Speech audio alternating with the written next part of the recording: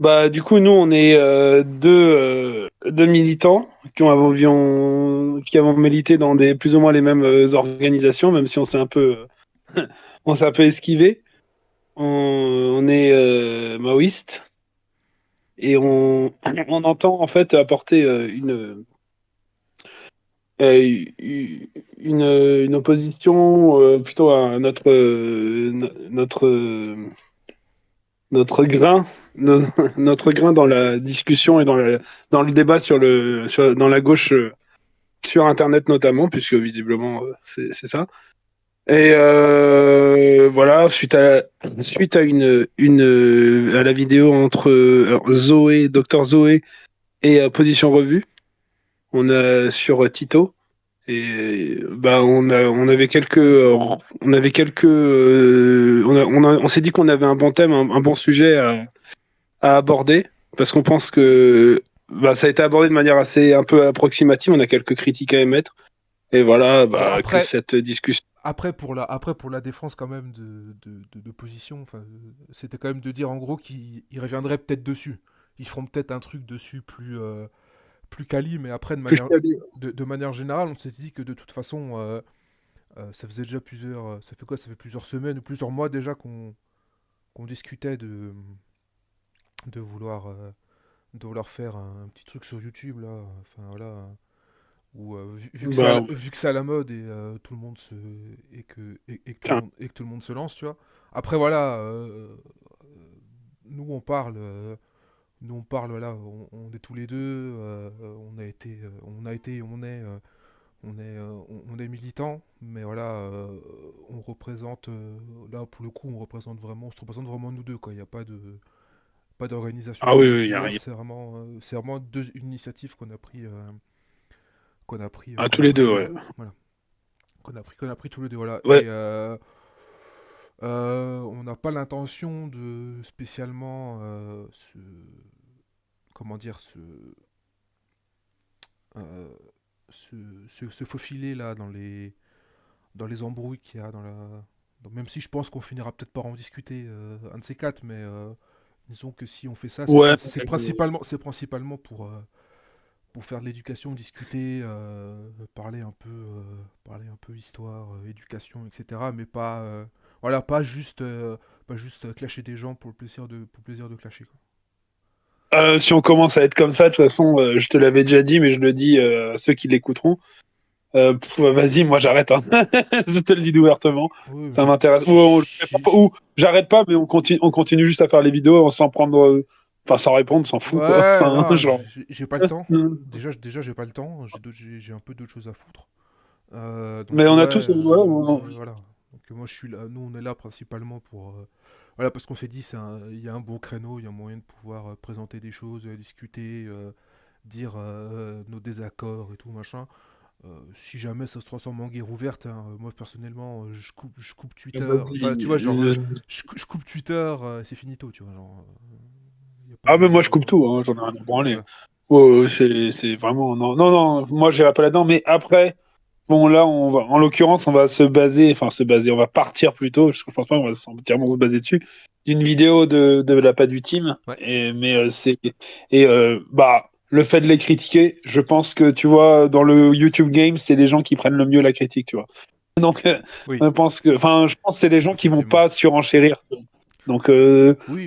bah, s'ils répondent, ça sera probablement pour entamer une discussion. S'ils écoutent cette vidéo, ce qui est pas garanti, Ah, mais, mais on leur mais enverra, on dira, hey, on parle de vous, tu vois. On fera les, on hey, parle de allez, vous, on ouais. parle de vous, répondez. Notice me, tu vois. Non, je déconne. Non, non.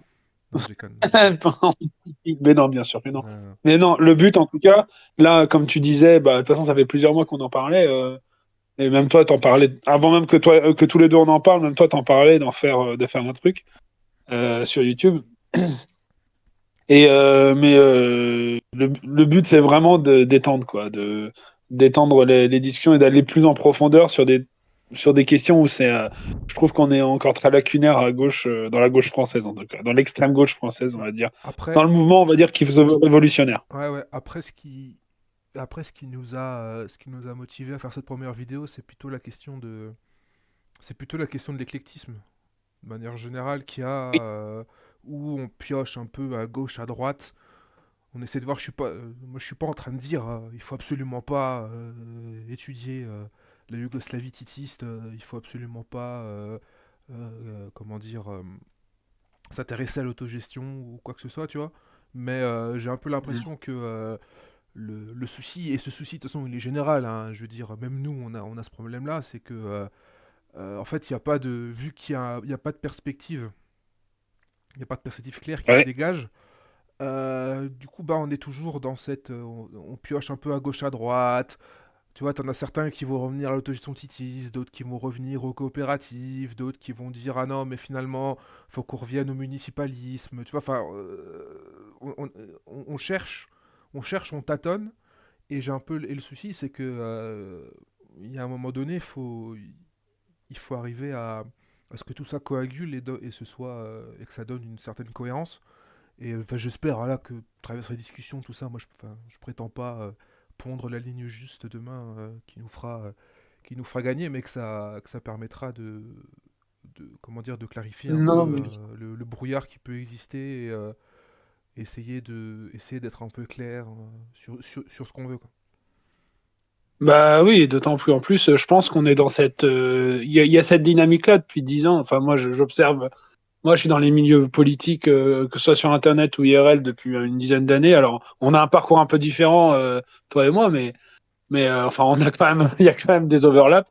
Mais moi, pour avoir connu, ne serait-ce que sur Internet, pour avoir connu bah, comment c'était les discussions, ne serait-ce que le YouTube à gauche ou sur Internet, il y a 10 ans, il y a une dizaine d'années, c'était vraiment très libéral, très politique identitaire. Et finalement, le marxisme sur Internet, c'était assez marginal. Aujourd'hui, je pense qu'il y a il y a une grosse progression, notamment avec ce que fait pas du team, la pas du team, etc. Enfin, Mais bah du il coup, y en a plein, hein. donc oui, il y en a plein, mais bah il y en a plein, mais on va dire que oui, voilà, je suis sur les plus visibles.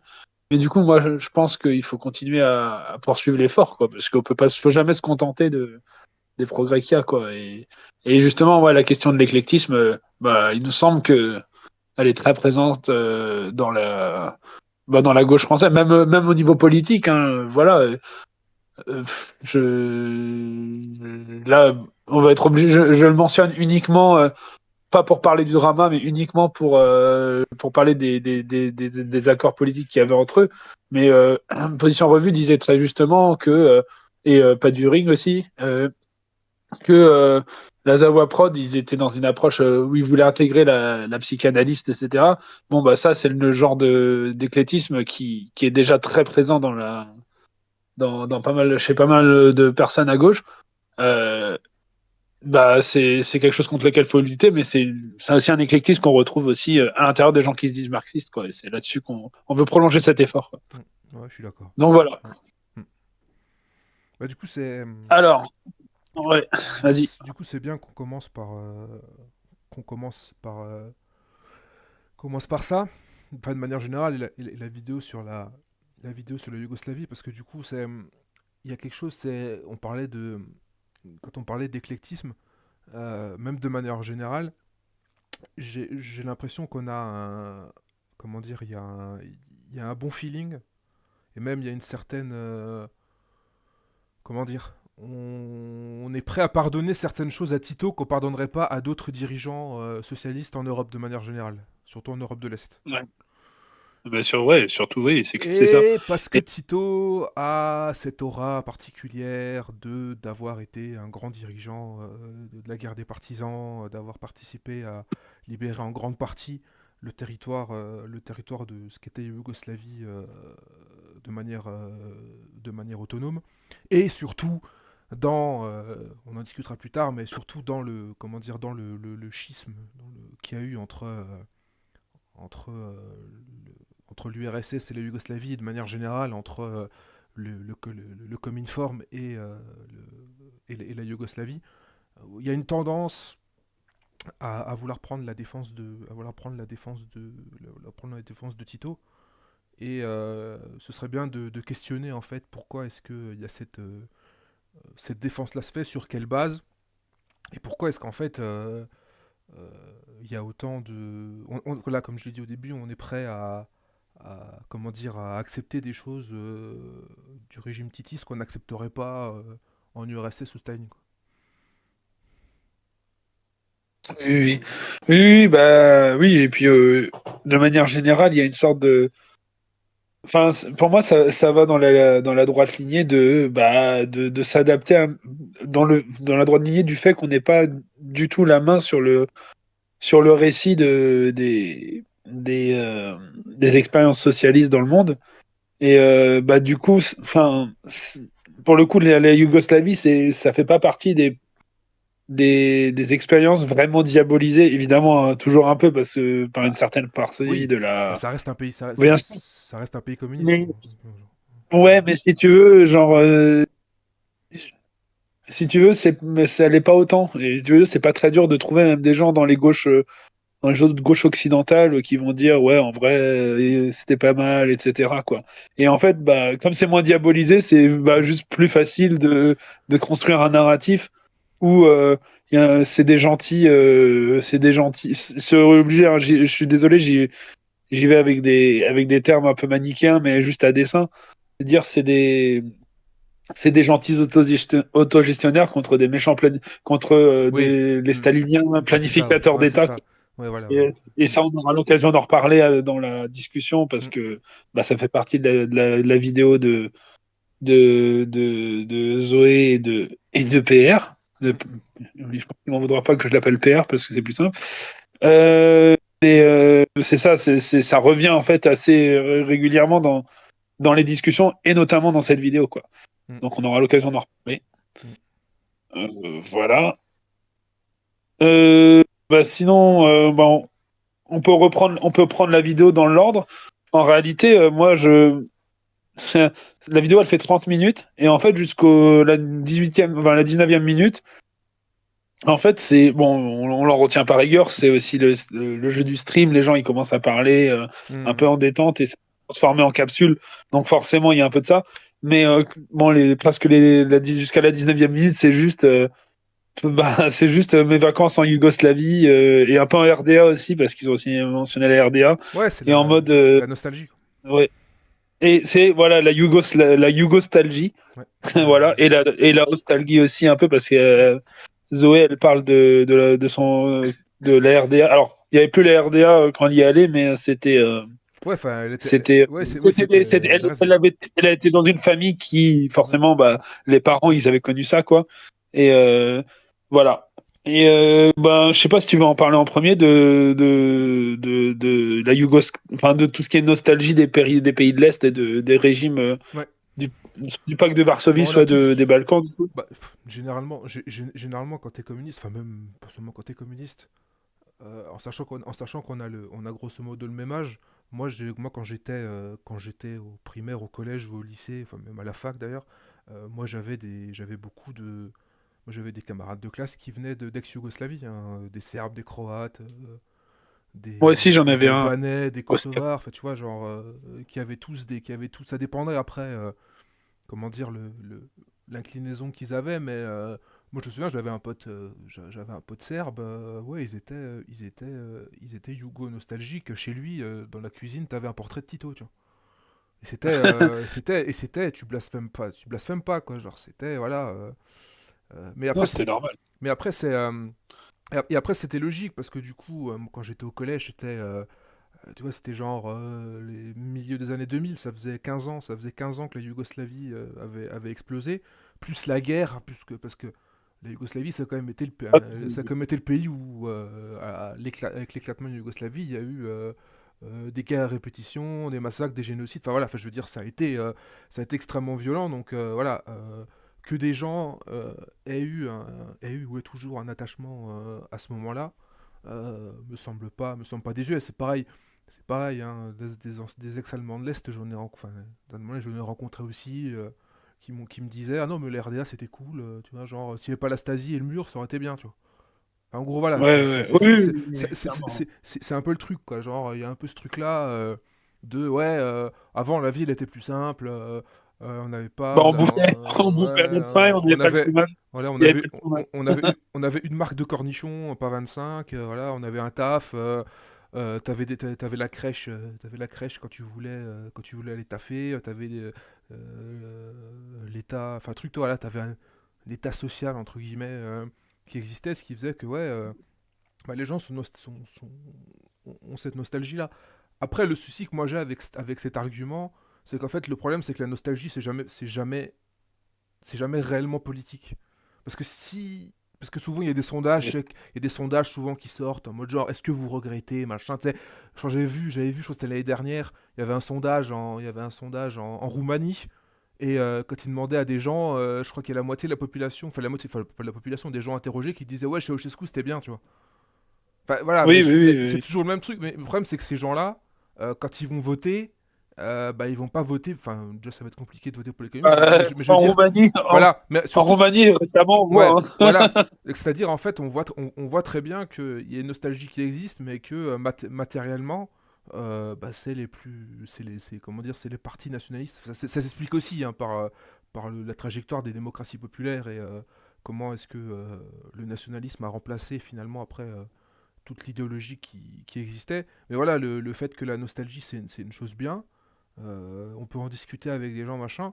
Mais enfin, on prend la Roumanie, mais je veux dire, regarde en Allemagne. Hein.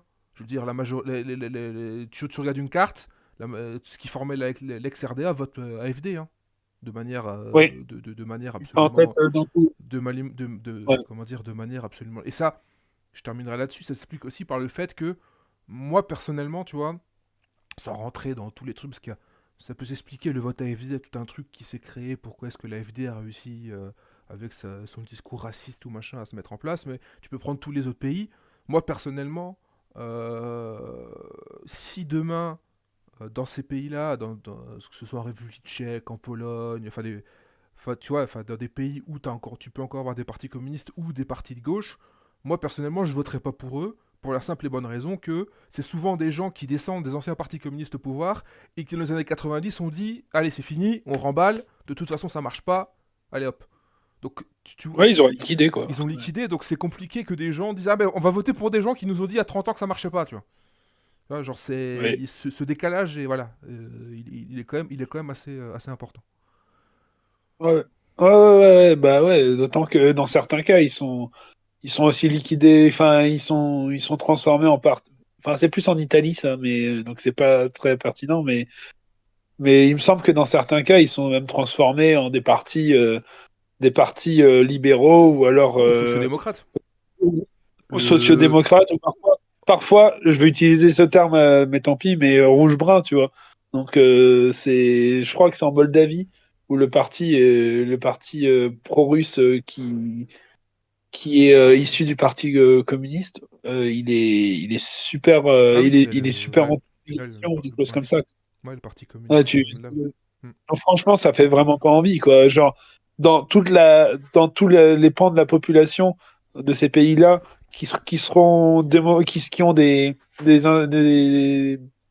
comment des aspirations progressistes, vas-y, ça donne. Ouais. Est-ce qu'ils vont aller vers eux? Bah non, c'est pas vrai, quoi. Ou alors Et si, d'ailleurs, on le voit même en ou alors Russie, si, hein. On le voit si, même en Russie, hein. si, ouais, bah, surtout en Russie, en fait, ils vont aller vers eux, mais pour le côté nationaliste. Enfin, Oui, voilà, c'est ça. ils vont aller chez ces gens-là pour le côté nationaliste et anti-UE. En fait, Ouais, mais voilà. c'est ça qui va attirer le vote, comment dire, le vote majoritaire pour des partis trucs, parce que du coup ils jouent beaucoup là-dessus et jouent beaucoup sur l'opposition Occident, comment dire, Union européenne, mais non, mais tu sais, tu parlais de l'Italie, oui, parce que le parti communiste italien était devenu parti démocrate, je crois, ça, non? Enfin, c'était un truc comme ça, je C'est crois. ça. Tu C'est ça. regarde, Chrétien démocrate, même. ouais, mais Ouais. regarde, regarde en Albanie. En Albanie, le PTA est devenu, bah, c'est le parti social-démocrate aujourd'hui en Albanie, c'est en ligne droite, en gros, entre guillemets, le descendant du parti de travail d'Albanie, tu vois. Je veux dire, c'est les anciens Ouais. cadres, quand Ouais. ils ont Ouais. tout liquidé, qui ont fondé ça, et c'est partout dans tous ces pays-là, beaucoup d'anciens partis communistes, quand ils n'ont pas été interdits, sont devenus sont devenus des partis sociodémocrates ou alors ont tout simplement cessé d'exister. Ouais, ouais, ouais. Ouais, ouais, clairement, clairement, clairement. Et bon, bah, voilà, ça, en tous les cas, ça donne pas envie, quoi, pour les gens qui, Bah, ça donne pour pas, ça pour donne. les franges de la population qui sont visées, en fait, qui devraient être visées, tu vois, Oui, oui, bien sûr, Vas-y, hein. continue. Après le truc qu'il faut se dire, c'est que je pense que de toute façon, avec l'accélération de la crise et tout ce qu'il y a, c'est ce que disait Chris dans la vidéo. Il disait il y a certes une montée comment dire, de la nostalgie parce que pendant une période des années 90, 2000, 2010, là, t'avais un peu le truc en mode genre bon, ouais, c'est fini, c'est enterré, machin, on n'en parle plus, etc. Mais maintenant, avec la violence de la crise qui frappe en Ouais, plus, qui frappe en plus tous ces pays-là, parce que faut quand même se dire que la majorité de ces pays-là, ce serait intéressant d'ailleurs d'en discuter, mais la grande majorité de ces pays-là, au sein de l'Union européenne, sont quand même des pays qui, dans une grande partie, sont quand même soumis euh, à la France, à l'Allemagne, etc. Quoi, du point de vue, ouais, ouais, bah, d'un point de vue même impérialiste, c'est des pays qui sont encore en train qui déjà ont vécu une transition politique et économique extrêmement, extrêmement compliquée, dont certains se sont à peine remis, je- se sont à peine remis ou commencent à peine à se remettre. Il y a une dépopulation de ces pays-là qui est assez affreuse. C'est-à-dire, t'as des villes, enfin, des villes moyennes, des villages qui sont entièrement dépeuplés parce que les gens partent ou le taux de fécondité, le taux de fécondité est tombé depuis 30 ans de manière catastrophique. La Roumanie, l'Ukraine, la Pologne, enfin voilà, il y a plein de. Il y a plein de. Il y a plein d'exemples, il y a plein d'exemples comme ça. Mais d'un autre côté, je me dis avec tout ça, peut-être que ce qui peut se faire, c'est que il peut peut-être y avoir un revival de comment dire des idées communistes, parce que la crise va forcément au bout d'un moment donné, comme elle est en train de s'intensifier, ça va forcément obliger entre guillemets des gens à soit à refonder des partis communistes, soit à rejoindre ceux qui existent déjà, mais en tout cas voilà dans une perspective de lutte, quoi. Donc tout est pas voilà, tout est pas à rejeter, mais c'est juste que voilà, moi je pense qu'il faut que moi ma conclusion là-dessus ce serait de dire qu'il faut arrêter d'utiliser l'argument de la nostalgie en mode genre ah oui vous avez vu il y a 67% des gens dans tel ou tel pays qui regrettent la République socialiste qui existait avant. Ok, d'accord, mais concrètement, ouais, politiquement, ça sert à quoi? c'est ça que j'ai Vendre, écrit un petit peu dans le code. vendre C'est ce que j'ai. vendre des pins, voilà. Vas-y. Vendre des pins, voilà. Bah, Harlem Désir, il a pris ton idée. Voilà. Je sais pas si t'as la ref. Si, si, j'ai Quoi, la ref. mais Si, j'ai la ref. ah, on a le même âge aussi, Ah oui, c'est on pour a ça. vécu. Oui, bah en fait c'est intéressant parce que moi c'est clairement ce que j'ai écrit dans mes notes, c'est que bah il y a vraiment enfin il y a vraiment un focus dans la vidéo sur mais vraiment très long quoi, genre par rapport au temps sur cette nostalgie et sur le fait de regarder et je sais pas à quoi ça sert en fait. Alors c'est peut-être une discussion entre Zoé et Oui, PR oui, c'est une un peu discussion. Oui, oui, c'est une détendue, discussion. tu vois. Oui, oui, oui, oui. Je pense que la discussion détendue, c'était pas, il me semble que c'était pas, enfin, c'était pas censé être une capsule à la base, mais du coup, ça s'est un peu tombé comme ça. Mais moi, je suis d'accord, c'est que cette nostalgie, elle a jamais rien créé, et en fait, l'histoire, elle marche pas à reculons, quoi, de toute façon. Oui, oui, bien sûr. Oui, oui, Et oui, oui, je suis d'accord. donc, c'est une, c'est un peu comment brasser de l'air quoi, de parler autant de nostalgie.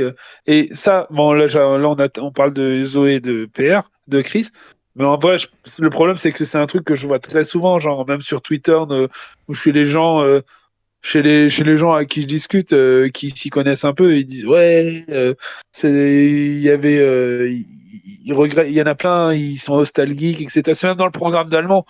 Nostalgie d'ailleurs, ce que Oui, je sais pas si tu avais eu aussi. bah oui, gros, gros, moi quand j'étais au collège, je suis allé voir Goodbye Lenin. Ouais, j'ai toujours pas vu, hein. Bon, bah Je vais me faire moi, tuer d'ailleurs. moi, je l'avais vu à l'époque, et d'ailleurs, oui. Moi, je l'avais vu avec ma prof. C'était prof d'A, c'était en cours d'allemand. Oui.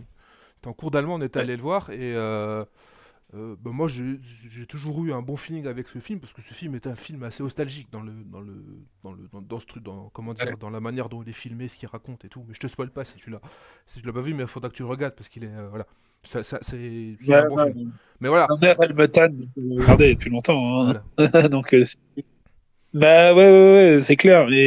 Mais justement, voilà, l'histoire, enfin les nécessités historiques, elles sont pas plus du tout là pour remettre la RDA. J'ai un truc totalement évident, mais enfin, si c'est si évident, pourquoi on appuie autant là-dessus sur cette nostalgie aussi quand on parle de politique? Hmm. Voilà. Bah, c'est un Et peu. moi, ça sert surtout.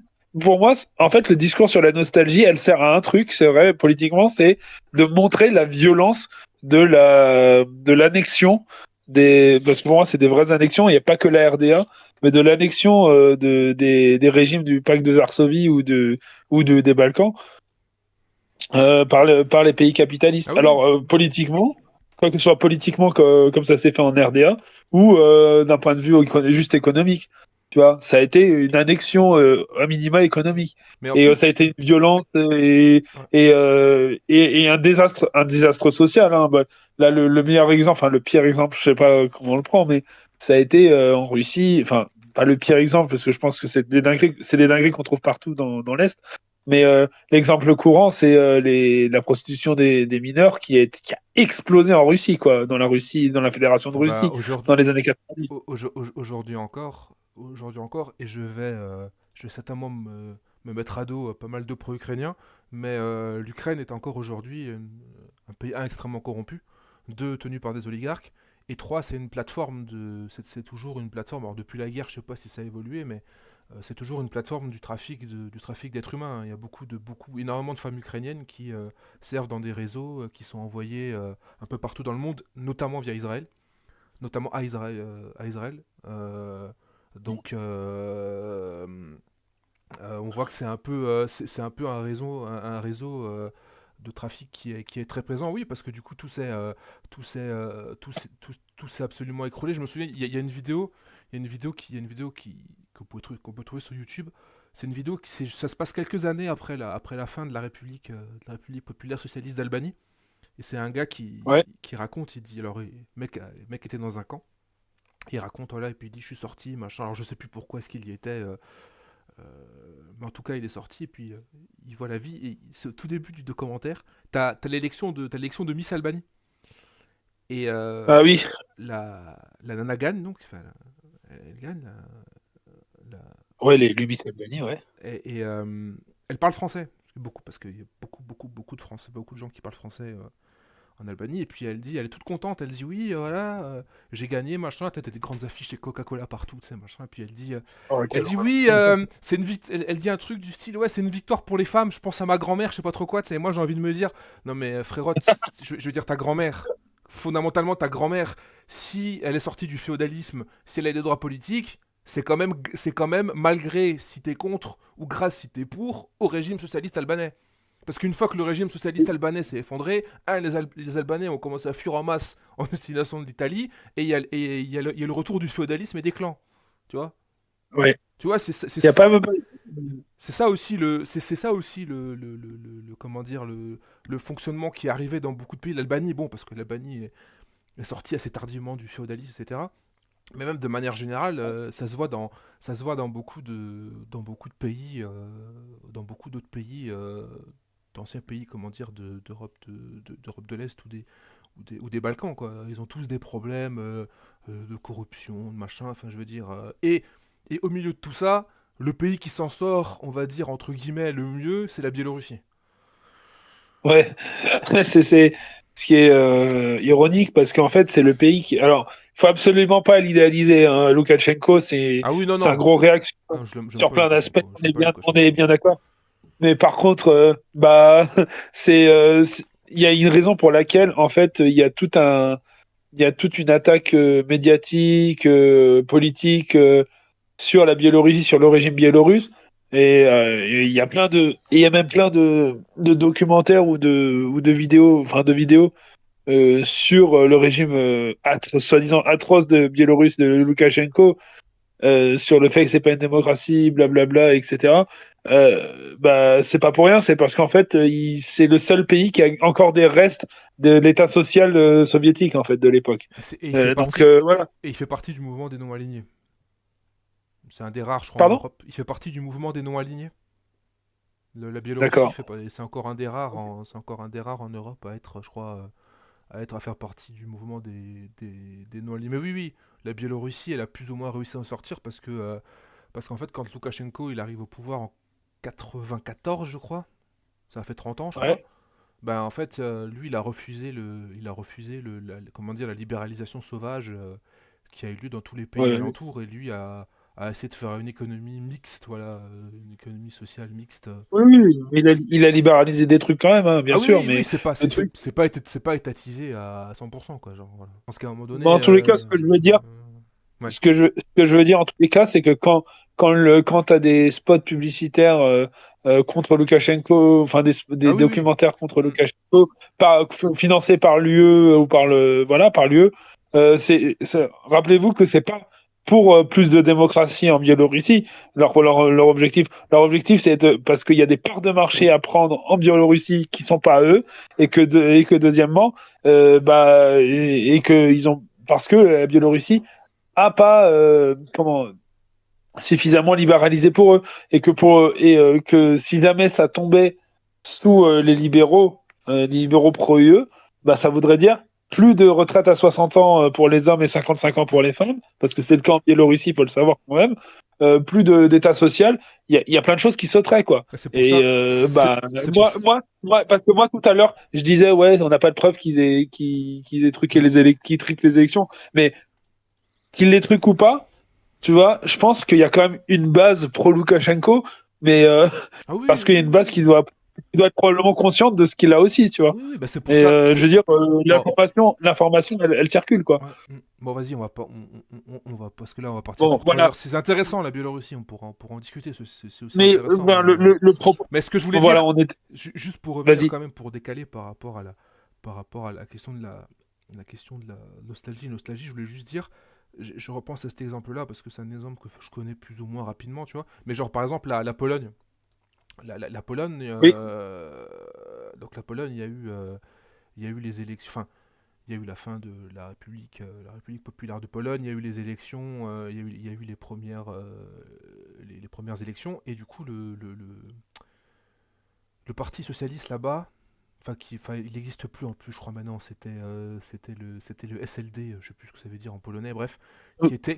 en fait, ils étaient arrivés en tête à l'époque, enfin, je crois qu'ils étaient arrivés en tête des premières élections, enfin, il y avait des élections, ils étaient plus ou moins, et si je dis pas n'importe quoi, euh, leur candidat arrive en 95 en tête des élections.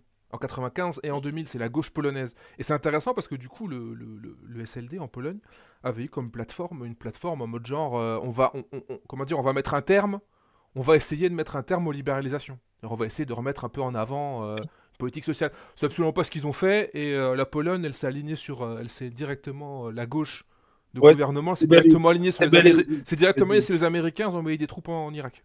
Voilà. Donc, une preuve de plus, tu vois, genre, moi je suis désolé, t'es en gauche en Pologne, tu vas certainement pas, tu vois, tu réfléchis à deux fois. D'ailleurs, on l'a vu, en 2000, ils se font réélire, et je crois que 5 ans plus tard, aux prochaines élections, ils disparaissent, hein. Genre, ils existent quasiment plus, tu vois. Je suis devant la page Wikipédia de l'élection présidentielle polonaise de 95. Effectivement, ils gagnent. De pas tant que ça, mais ils sont en tête. Oui, Et mais en, et c'est en surtout en 2000, 2000. en 2000, ils gagnent au premier tour, Ouais, hein.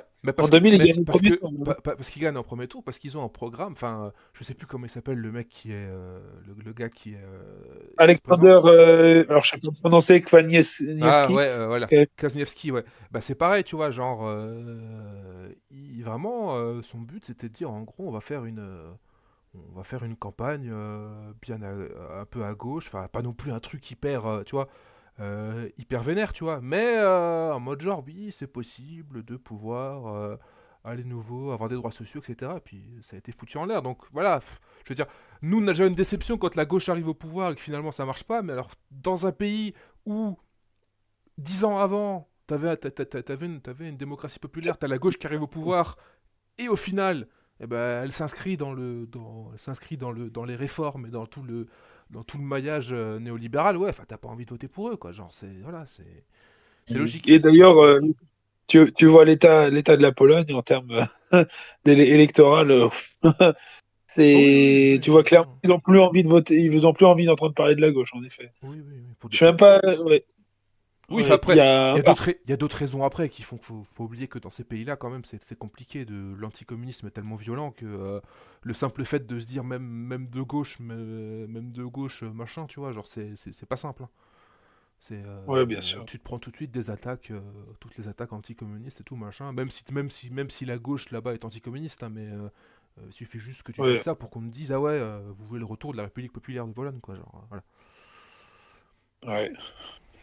Bah ouais. Bon, en tous les cas, en tous les cas, voilà, le propos qu'on avait originellement, c'était sur la nostalgie et sur le fait que c'est un petit peu improductif, quoi, politiquement, et que en fait, tout ce qui est intéressant sur la question de l'ostalgie et la yougostalgie et toute la nostalgie des pays de l'Est, des démocraties populaires, c'est de voir qu'il y a un de ces fondements, c'est comment la violence que le capitalisme, la la libéralisation de ces pays a été, quoi. Mm. Et ça, pour le coup, faut toujours le dire face à des libertariens, hein.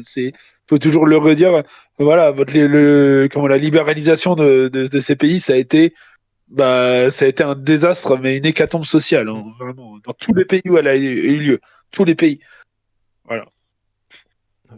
Ok.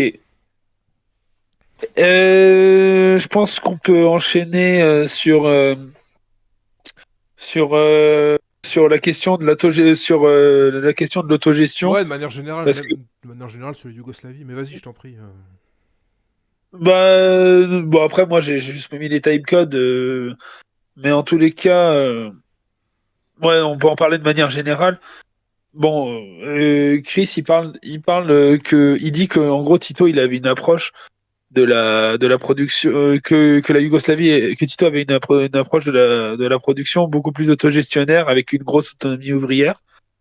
Et il mettait ça beaucoup en opposition avec le modèle planificateur d'État, en Mm. gros. Et moi, je trouve ça. Moi, je suis pas forcément un expert, tu vois, mais je trouve que c'est vachement se centrer sur le. Je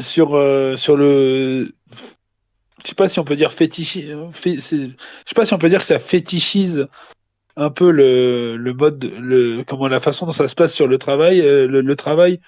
Mais en tout cas, j'ai l'impression que ça parle beaucoup de ça, de ouais, regardez, on est dans des coopératives, mais sans jamais parler de, en fait, comment le mode de production fonctionnait concrètement et quelle direction politique il avait en fait dans la construction du socialisme, tu vois. Je sais pas si je suis clair, mais en tous les Si, si. cas, je trouve que, enfin, et je trouve que c'est entre guillemets une maladie, une tendance dans la gauche en Europe, en Occident, d'être en mode, regardez, c'est là-bas, les ouvriers, ils étaient dans des coopératives là-bas, et c'est l'autogestion, Rojava, c'est l'autogestion, regardez, c'est trop Ouais, bien. Euh, Le des Chiapas, c'est trucs super l'autogestion. longs. Ouais. Le Chiapas, c'était l'autogestion, et en fait, toujours fétichiser des modes d'organisation, mais en question que finalement très peu, en fait, qu'est-ce que ça sert comme ligne politique et qu'est-ce que ça construit en fait politiquement globalement, tu vois. Su- Et su- En fait, ça a été une vraie tendance, hein, dans les années 60-70, la question autogestionnaire, parce qu'il y avait, il y avait la Yougoslavie titiste. ouais, Il y avait, si je dis pas n'importe quoi, il y avait aussi l'Algérie de Ben Bella. Avant que Boumedienne arrive au pouvoir, Ben Bella avait tenté des explosions autogestionnaires, il y avait des trotskistes qui étaient allés là-bas. ouais, Daniel Guérin a écrit là-dessus. Enfin, il y a plein de militants trotskistes, c'était les Pieds Rouges, je crois que ça s'appelait, qui étaient allés à l'époque en Algérie pour voir un peu cette expérience-là. Et puis même de manière générale, c'était un peu le mot d'ordre, hein. Je veux dire, en France, t'as eu LIP. C'est le grand truc autogestionnaire, là, je sais pas si tu connais, enfin si, je pense que tu connais, c'était l'usine qui devait fermer, c'était à Besançon, là, ils fabriquaient des montres. Tu sais, les montres LIP. Ah oui, Et Lip, et Lip, les oui, ouvrières, oui, oui. et les ouvrières ont repris comment dire, l'usine, et c'est là qu'il y a tous les slogans, tu sais, tous les slogans en mode genre, c'était on produit ici, donc du coup, voilà, on produit ici, on a Mais tout ce qu'il oui, faut mais ici, alors, on peut. je t'interromps. Ouais.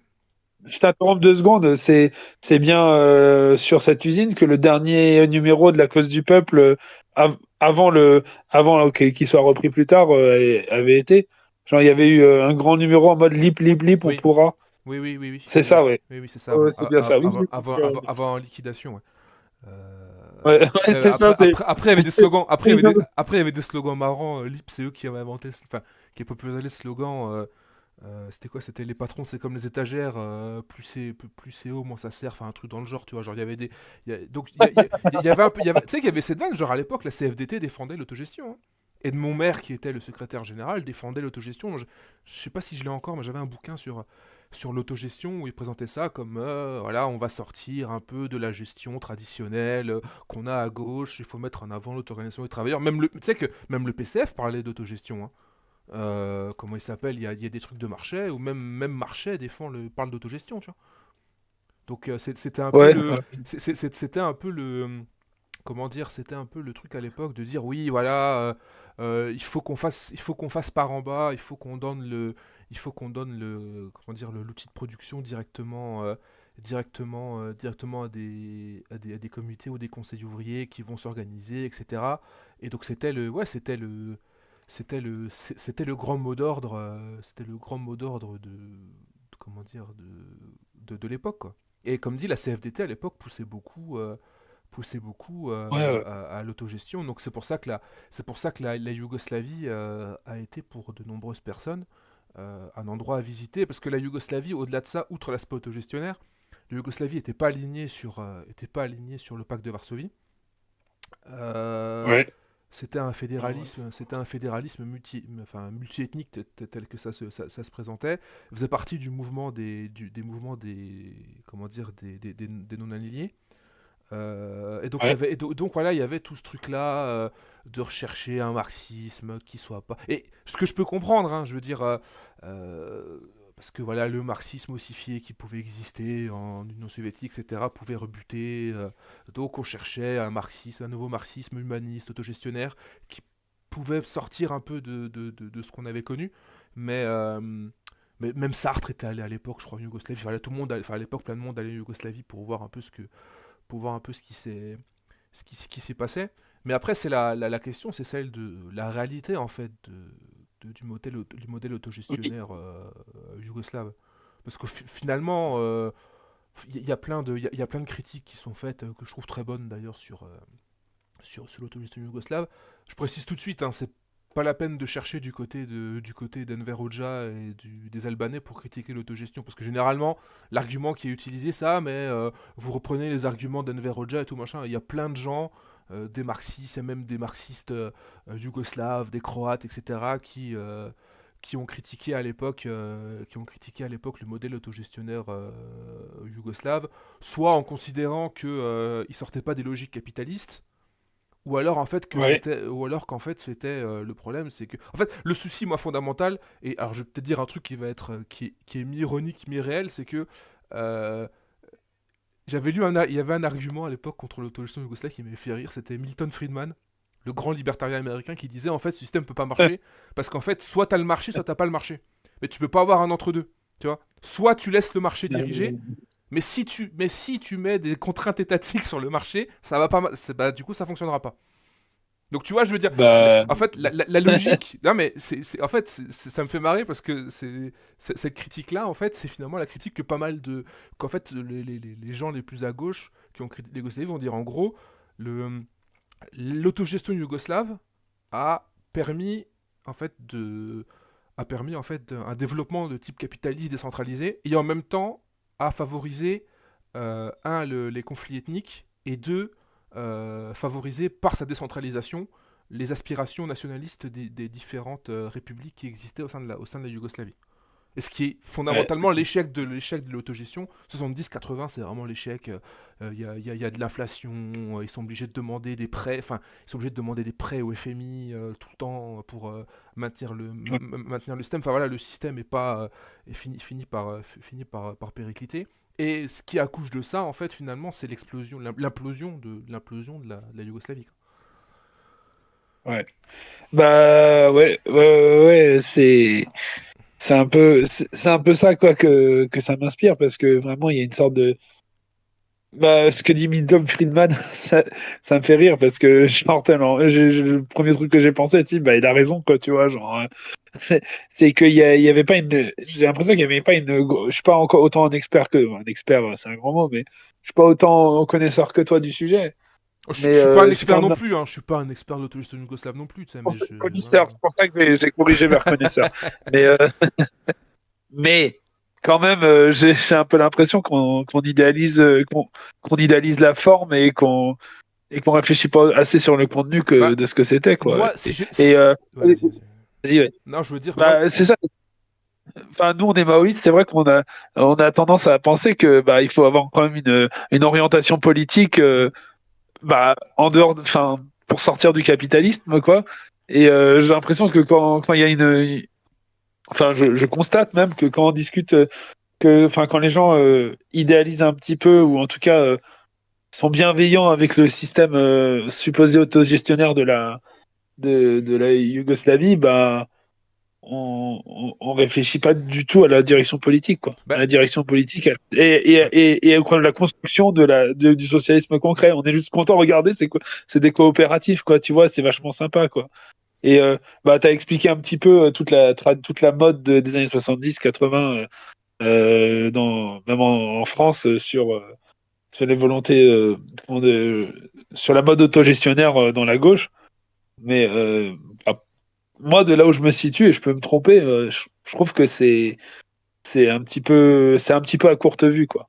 Bah, Il y a, voilà. Bref. moi, si j'étais taquin, et tu sais que je le suis, je dirais si les gens que ça intéresse en termes de comment dire d'expérience économique et tout machin qui ont existé à côté de l'expérience de comment dire de l'expérience yougoslave. euh, il faut voir ce qui s'est passé à partir de la fin des années 60, ce qui s'est passé en Hongrie sous le régime de Kadar. Ça s'appelait le nouveau mécanisme économique, je crois. Où c'est pareil, Ouais. il y a eu une tentative comment dire, de libéralisation d'une partie de l'économie. C'est-à-dire qu'on était toujours dans un socialisme d'État avec des éléments de marché, pas mal de délégations aux entreprises, planification indicative, etc. Et c'est intéressant parce que du coup, le modèle hongrois, même si à la fin la Hongrie, comme tous les pays de l'Est, ont fini par péricliter, Ouais. le modèle hongrois en termes simplement en termes de croissance, de stabilité, de productivité, était largement meilleur que le modèle yougoslave. Parce que le véritable souci en fait comment dire du modèle yougoslave, et ça a été noté par plein de gens comment dire le système d'un point de vue même de gauche, etc. Je pourrais donner des noms après, j'ai quelques textes, ou même pour les mettre en dessous de la vidéo, ça intéresse des gens. En truc, mais genre il disait en gros que le véritable souci en fait c'est que le, la décentralisation faisait en fait que les unités économiques, elles étaient autonomes. Il n'y avait pas de direction centrale. Ce qui faisait en fait que Ouais. vu que tu n'avais pas de planification ou de coordination au développement national, bah en fait, chaque entreprise se comportait comme une petite entité capitaliste. Et tu cherches à faire quoi? Bah Ah, tu cherches à maximiser ta rentabilité. Donc qu'est-ce qui se passe? bah, Du coup, du coup, bah, voilà. du coup, qu'est-ce que tu fais? Bah du coup, tu vas avoir une spécialisation dans certains secteurs. Tu as un sous-investissement dans l'autre, parce que encore une fois, tu vas pas investir dans l'industrie comment dire, dans l'industrie lourde ou l'infrastructure, c'est pas quelque chose qui rapporte de la thune tout de suite, tu vois. Et donc, Ouais. et donc fondamentalement, et d'ailleurs c'est ce qui s'est passé aussi, c'est ce qui s'est passé d'ailleurs en Union soviétique avec les réformes de Khrouchtchev quand il y a eu aussi les décentralisations, hein. C'est-à-dire que tu donnes du pouvoir à des personnes ou des responsabilités plus locales. Bah à partir de là, en fait, ce que la personne ou l'entité ou l'unité va chercher, c'est avant tout sa propre, comment dire, son propre intérêt. par rapport aux autres. Alors, ils vont tenter dans les années 70 de un peu remettre un peu de planification, mais en fait, le souci, c'est que c'était déjà très mal engagé, et donc Ouais. très, très mauvaise coordination comment dire, de manière générale de l'économie. Reproduction finalement de ce qu'il y a de pire dans le capitalisme, hein. Concurrence, inégalité, endettement, parce que c'est ça qui a truc, donc c'est ça qui a aussi pas mal flingué le système. Et donc finalement la fragmentation politique du pays, parce que ce qui s'est passé également, c'est ce que je disais tout à l'heure, c'est que euh, en fait l'autogestion et la décentralisation, qui a été plus excessive à partir des années, enfin qui a été notamment accordée dans les années 70, parce que sans revenir sur toute l'histoire, il y a eu le printemps croate où les Croates ont demandé plus d'autonomie, il y a eu répression, puis finalement le régime et Tito ont finalement accepté de leur donner plus d'autonomie. Bah, ça a fait en fait que t'as certains coins de la Yougoslavie où bah, certains pouvaient plus profiter de leur situation économique que d'autres. Bah, valait mieux être en Slovénie ou en Croatie qu'être au Monténégro ou au Kosovo, tu vois. En termes de Ouais. développement, tu vois. Donc en fait, t'as aussi ça qui a joué. Et le fait que toutes ces inégalités entre toutes les unités économiques, toutes les républiques locales, en fait, ça a favorisé les conflits sociaux, puis en fait les conflits ethniques. Parce que, regarde par exemple, la Slovénie et la Croatie ont été ceux qui sont développés, qui ont une industrie les plus importantes et qui ont pu s'ouvrir vers l'Occident. Mais par contre, du coup, la Macédoine ou la Bosnie, bah, c'était des endroits où ça stagnait parce que les investissements n'étaient pas assez bons dans ces zones-là, tu vois. Et donc ça crée, et Ouais. donc il y avait déjà du ressentiment parce que la construction idéologique et politique de la Yougoslavie, c'était déjà pas quelque chose de compliqué, mais ça a davantage en plus mis en avant les rivalités ethniques qui existaient déjà, et ça a effrité tu vois, ça a effrité comment dire, ça a effrité le mythe. Parce que le mythe yougoslave, c'est l'unité de tous les peuples yougoslaves, de la Yougoslavie contre les nazis, contre les Italiens. Mais à partir du moment donné où ça s'effrite, c'est finito, il n'y a plus rien, tu Ouais. Ouais. Bah voilà. Non mais je suis vraiment d'accord. Surtout que bah enfin, t'as un peu là tu viens un petit peu d'étendre comment ma perplexité vis-à-vis de l'idée du socialisme de marché dont on parlait et comment les critiques disaient que bah tu peux pas avoir les deux et tu peux pas avoir une enfin soit tu fais en fait soit t'es libéral soit t'es planifié Bah, en fait au bout d'un moment. soit le marché. Encore une fois, je citais Friedman. Hein, c'est ce que disent. En fait, ce que disent tous les libertariens. Soit t'as pas de marché, soit t'as le marché le plus libre possible. À partir du moment donné, je veux dire, comment dire, les systèmes, enfin, les trucs mixtes comme ça où tu essayes un peu d'avoir les deux, etc. C'est toujours des usines à gaz. C'est peut-être le pire en fait, tu vois. C'est toujours des trucs Ouais. où t'essayes de combler certaines inefficiences du marché par l'intervention, par machin, et ça marche pas. Je veux dire, c'est des usines à gaz. Ça finit entièrement par capoter, quoi. Bah oui, parce qu'en plus, bah, ça finit par être dans des rapports de force entre l'État et les intérêts privés. Oui. Sauf que, bah, au final, quand tu finis par être capitaliste de fait, bah, ceux qui ont le pouvoir, ça va être les intérêts privés.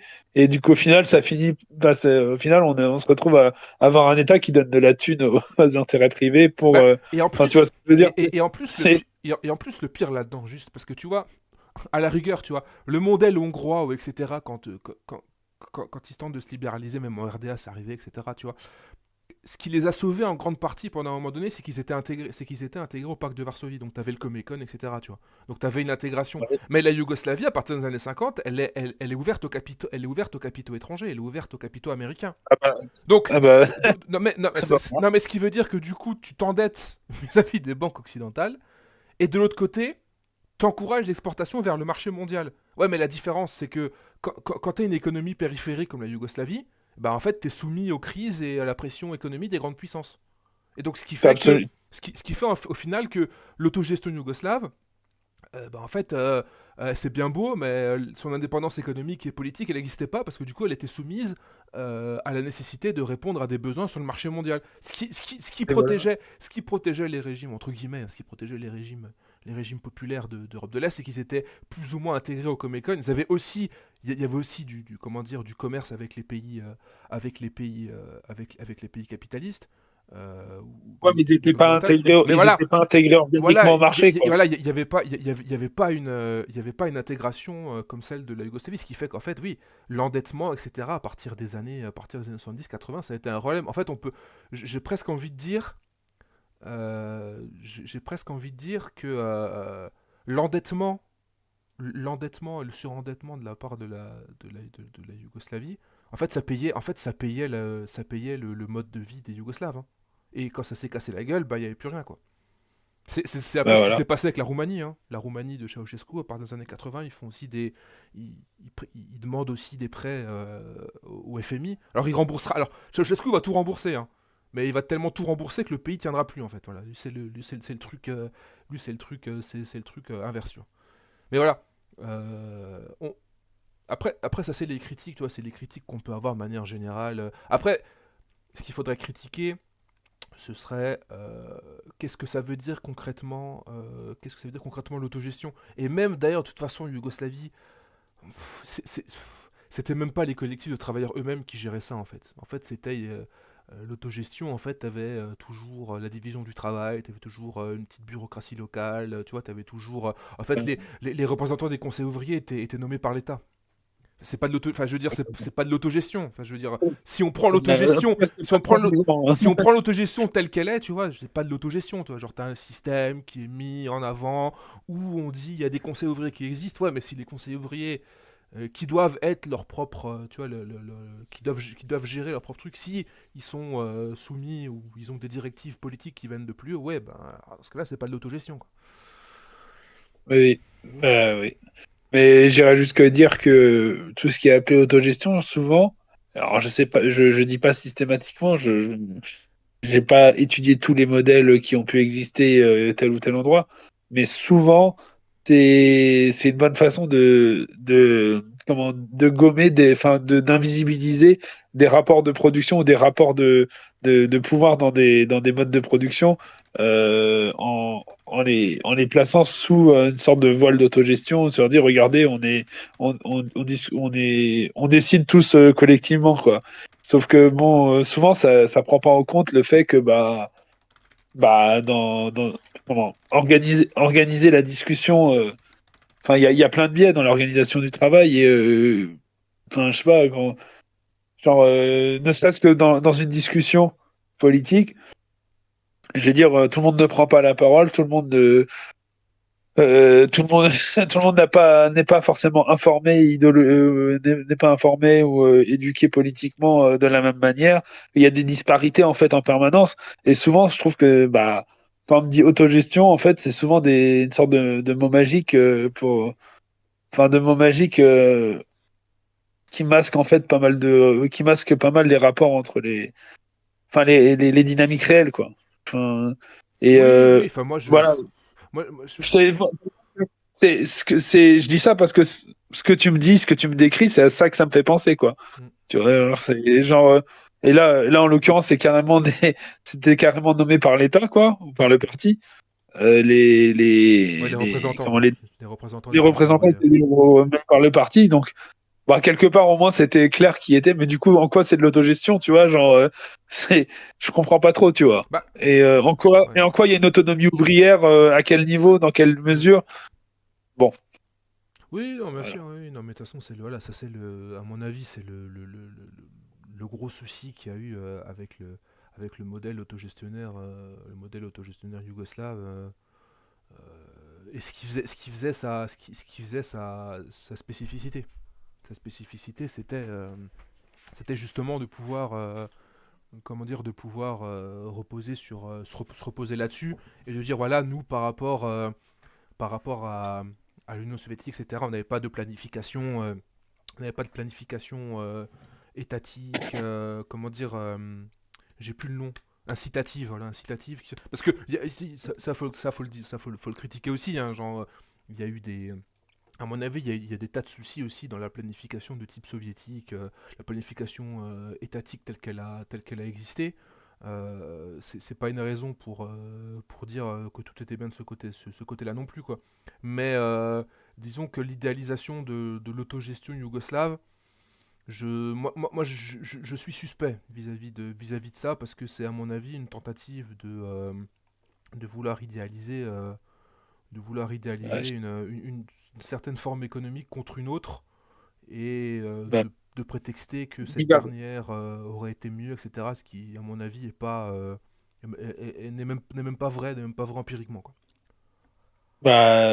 Pour moi, je suis désolé, c'est défendre du libéralisme, enfin un mode de production euh, évidemment pas totalement soumis à l'anarchie de la production, parce que forcément, il y avait, comme tu disais, c'était un peu mixte, tu vois. Mais mais c'est quand même défendre de la concurrence, en fait, un mode de production basé sur la concurrence d'une manière ou d'une autre, quoi. Et enfin, de là où je me situe, c'est ça peut que finir sur un rétablissement du capitalisme, parce que tu es déjà en fait dans un mode de production capitaliste, en fait, quand tu es dans ce genre dans ce genre de modèle, quoi. Enfin, Ouais. mais comme tu dis, on peut critiquer, hein, le planisme étatique, etc. Mais il faut pas le faire sur des. Enfin, pour moi, il faut pas le faire en liquidant tout, quoi. Bah, Tu vois justement, ce que je veux dire? justement, ça fait penser un peu comment dire, à la critique après que fait Chris en mettant en avant l'Albanie. Ça, en disant en gros, Ouais. voilà, il y avait la Yougoslavie contre l'Albanie, et puis l'Albanie, en fait, c'est parce que elle était érigée en contre-modèle par. Je sais plus comment il dit ça, je crois qu'il dit c'est par Staline, par les Chinois, etc. Euh, J'ai noté, il dit qu'en gros, c'était l'Albanie, c'est un peu le deuxième time code, parce que en gros, l'Albanie, il parle de l'Albanie comme une sorte de pion à l'intérieur des Balkans, etc. Euh, alors j'ai écrit ingérence, il dit pas le mot ingérence, hein, je veux pas lui prêter des propos, mais en gros, ouais, la Chine et l'Albanie la Chine et Staline auraient auraient utilisé l'Albanie contre le modèle titiste, quoi. Contre le modèle yougoslave, plutôt. C'est pas, c'est pas, c'est pas faux en soi. C'est pas faux en soi. Mais ce que je veux dire, c'est que la véritable question, c'est quels étaient les rapports entre l'Albanie et la Yougoslavie avant 1800, bon, pas 1800, avant 1948.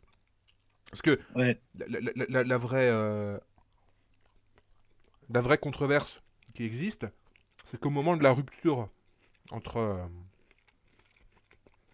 entre Tito Staline et entre la Yougoslavie et l'Union soviétique, l'Albanie est plus ou moins alignée à cette époque-là sur, euh, sur la Yougoslavie. Mais ce que souvent les titistes oublient de dire, c'est que le plan de la Yougoslavie et le plan de Tito, c'était littéralement d'annexer l'Albanie et d'en faire une nouvelle république fédérée. Alors qu'en fait, Ouais. y avait des plans, il y avait des plans qui avaient été faits pour, comment dire, pour joindre le pays, qu'ils aient la même économie, la même monnaie, etc., etc. Mais c'était quand même assez insidieux, parce que du coup, les Yougoslaves disaient non, mais vous inquiétez pas, développez pas votre industrie, on va le faire à votre place, hein. Vous vendez des trucs. Ouais, ouais. Tu vois, genre vendre. Mais c'est marrant parce que c'est exactement ce que C'est ce que Khrouchtchev a fait bah, après, du coup. c'est littéralement ce que raconte Enver Hoxha dans son bouquin les Khrouchtcheviens, je sais plus si c'est les Khrouchtcheviens ou le Khrouchtcheviste, où il raconte que Ouais. il a une rencontre avec Mikoyan et Mikoyan lui dit la même chose. Truc, Mais oui, Hoxha il dit arrêtez de produire de ouais, l'électricité, ça vous n'avez sert pas à besoin. rien. Ouais, c'est ça. Voilà, c'est Mais arrêté, ça oui. sert à rien, vous produisez ça. Donc en fait, il fallait que l'Albanie accepte de devenir une espèce de semi-colonie de la Yougoslavie juste pour le plaisir, tu vois. Genre, c'est Bah ça en oui, fait, c'est ça. c'est qu'en fait, il y avait un rapport de.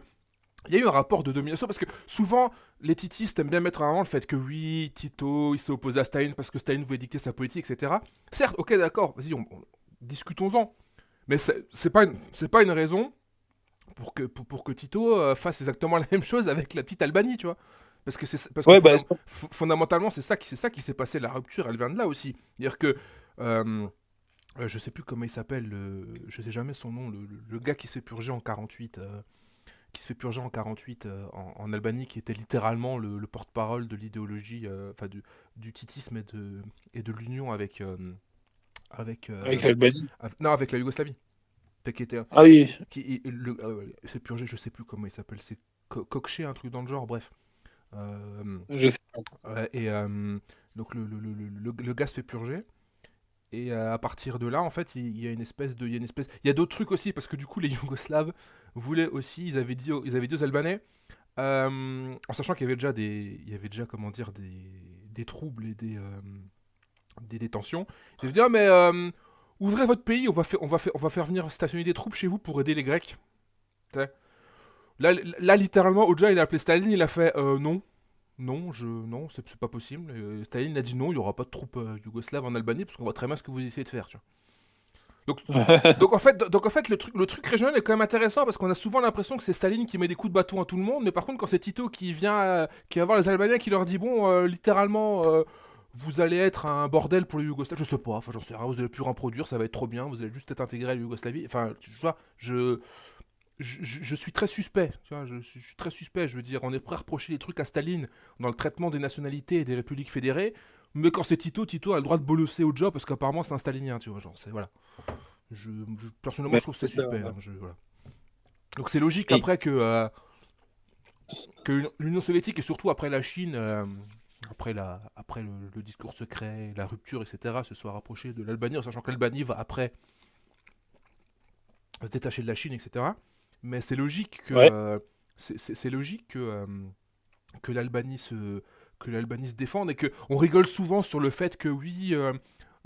Oja c'est un abruti, il a construit des bunkers absolument partout. Je rappelle quand même que il y avait assez régulièrement des accrochages à la frontière entre l'Albanie et la Yougoslavie, d'un point de vue militaire, que les Yougoslaves entraînaient, ils avaient des stations de radio. J'avais lu un truc, ils avaient fait sortir de tôle des nationalistes albanais anticommunistes et ils les entraînaient.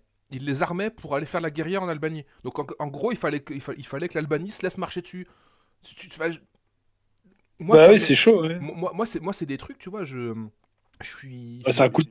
c'est un gros coup de pute, ça. Je pense que, tu vois, Staline, il a fait ça en Yougoslavie, tu vois. Bah, Staline, il a tenté de tuer Tito directement, à ce qui paraît. Enfin, je sais pas, tu sais, c'est la fameuse phrase. Tu sais, c'est la fameuse phrase de Tito. Enfin, Tito a envoyé un truc, il a dit la prochaine fois, il a dit il a dit à Staline arrêtez de m'envoyer des assassins parce que moi je vais en envoyer un seul et ça va marcher, tu vois. En gros, pour lui dire arrête, tu vois, ça sert à rien, tu vois. Mais tout ça pour dire que le fait que l'Albanie se retrouve dans cette situation-là est avant tout dû à la politique d'infiltration, une volonté de, comment dire, d'annexer l'Albanie. Et d'ailleurs, je suis un peu long, mais parce qu'en fait c'est très intéressant. C'est pareil, je sais pas si tu connais l'histoire de. Vas-y. Je sais pas si tu connais. Clairement, si tu connais. Je sais pas si tu connais l'histoire de la fédération balkanique. Il y avait un projet en 48-49 de création d'une fédération socialiste des Balkans entre la Yougoslavie et la Bulgarie. Et souvent c'est mis en avant, quand tu lis, c'est dit en gros oui, il y a eu cette idée-là. Et puis Staline, il est allé voir Dimitrov, il a dit non Dimitrov c'est pas ça parce que sinon ça va mal se passer. Et Dimitrov en bon chien stalinien se serait couché, tu vois. La réalité, c'est qu'en fait, Dimitrov a toujours défendu cette possibilité d'une fédération. Mais il y a quelque chose de différent. Les Yougoslaves ont dit on va faire cette fédération. Alors par contre, vous allez rentrer dans cette fédération-là et on va vous annexer. Enfin, littéralement, on va faire une fédération 6+1. Et du coup, la Bulgarie, elle a dit bah non, mais en fait, on fait une fédération, on fait 1+1. Genre, comment dire, on rentre dans la fédération. Et comme ça, on est tous les deux dedans. Et puis petit à petit, on va réussir. Non, la Yougoslavie, c'était en mode genre, on va faire une fédération, mais on vous annexe. Tu vois. Enfin, littéralement, c'est ce qu'il disait 6+1. Ça veut dire ce sera nous, nos républiques, plus la Bulgarie. Et il y a aussi la question de la Macédoine. Parce qu'il y avait la question de la Macédoine, la Macédoine bulgare, la Macédoine du Nord. Enfin bref, il y a tout un. Du coup, là, pareil, les Bulgares et les Yougoslaves étaient pas d'accord. Mais c'est intéressant parce que ce truc-là est présenté comme si Tito et Dimitrov étaient super potes. Et puis Tito a une idée, Staline n'est pas content, et va voir Dimitrov lui dit arrête, j'ai pas envie. Alors qu'en fait, il n'y a pas les explications sur pourquoi est-ce que cette fédération des Balkans a pas.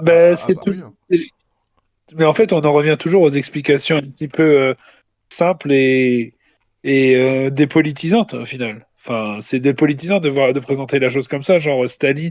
Bah déjà, ça fait un peu histoire des grands hommes. Genre, Staline dit non, bon, ok, bah, il dit bah non, bon, c'est un peu bizarre, surtout que Dimitrov, c'était pas non plus, enfin, pas une catin de Staline au dernier degré, quoi. Enfin, c'était un bonhomme, quoi. C'était un bonhomme qui, comment dire, enfin, c'était un bonhomme, Dimitrov, quoi. S'il avait voulu faire cette orientation, enfin, c'était quelqu'un qui avait une vision politique des choses, quoi. Donc c'est un petit peu bizarre de réduire sa position juste parce que ça aurait été un laquais de Staline, quoi. Et moi, je me méfie toujours des implications dépolitisantes, quoi. Donc, moi, j'ai rien d'autre à ajouter parce que j'avoue que je connais très, très, très, très, très peu ces histoires-là. Non, mais Mais non, mais c'est intéressant parce que ça, toute la trajectoire après qui va avoir lieu, ça vient de là en fait. Et le dernier point, c'est ouais, le dernier point, le plus grand point de contentieux, c'est pareil, c'est la question de la Grèce. Parce que tout le monde te dit, ouais, oui, les soviétiques, ils ont refusé d'aider la Grèce parce qu'ils ont signé parce que Staline a signé sur un morceau de papier avec Churchill comment ça s'appelle, les accords de partage où en gros il y avait 90% pour les Britanniques et 10% pour les Soviétiques en Grèce. ouais, Sauf qu'en fait, les Soviétiques sont certes pas intervenus directement, mais via l'Albanie et la Bulgarie. Il y avait des armes qui transitaient, il y avait des camps d'entraînement, il y avait des camps d'entraînement en Roumanie pour 5000 hommes, il y avait des camps d'entraînement en Hongrie, voilà, pour faire passer des armes, ouais, former des hommes, les faire passer. Et je rappelle quand même que si les Grecs, si les partisans grecs finissent par perdre à la fin, c'est bien parce que Tito ferme la frontière et qu'il empêche les partisans de pouvoir retourner chez eux. Ou alors, s'ils traversent la frontière, c'est sans leurs armes. Enfin, il y a toute une carabistouille qui a fait que. Là, je recommande juste de lire les documents du KKE, du Parti communiste grec de l'époque. Hein. C'est le Parti communiste grec explique très bien la manière dont, après la rupture, les Yougoslaves ont littéralement préféré laisser les communistes, les communistes grecs se faire fumer parce qu'ils étaient staliniens. Voilà. ah ouais, Non mais voilà, et à un moment donné, moi, je suis dans cette histoire-là, je suis prêt à reconnaître aussi que voilà, l'Union soviétique, Staline, ce que vous voulez, il y a plein de choses qui plaisent pas dans la gestion des pays d'Europe de l'Est, etc. Machin, mais c'est juste que, comme tu le disais avant, les espèces de trucs manichéens où on a Tito. Je sais pas si t'avais vu la vidéo de Nota Bene sur la rupture Tito-Staline. C'est vraiment genre Tito, c'est un mec génial. Et Staline, c'est un espèce de. ouais, Et Staline, c'est un enfoiré. Voilà. Tito fait que des trucs ouais, géniaux.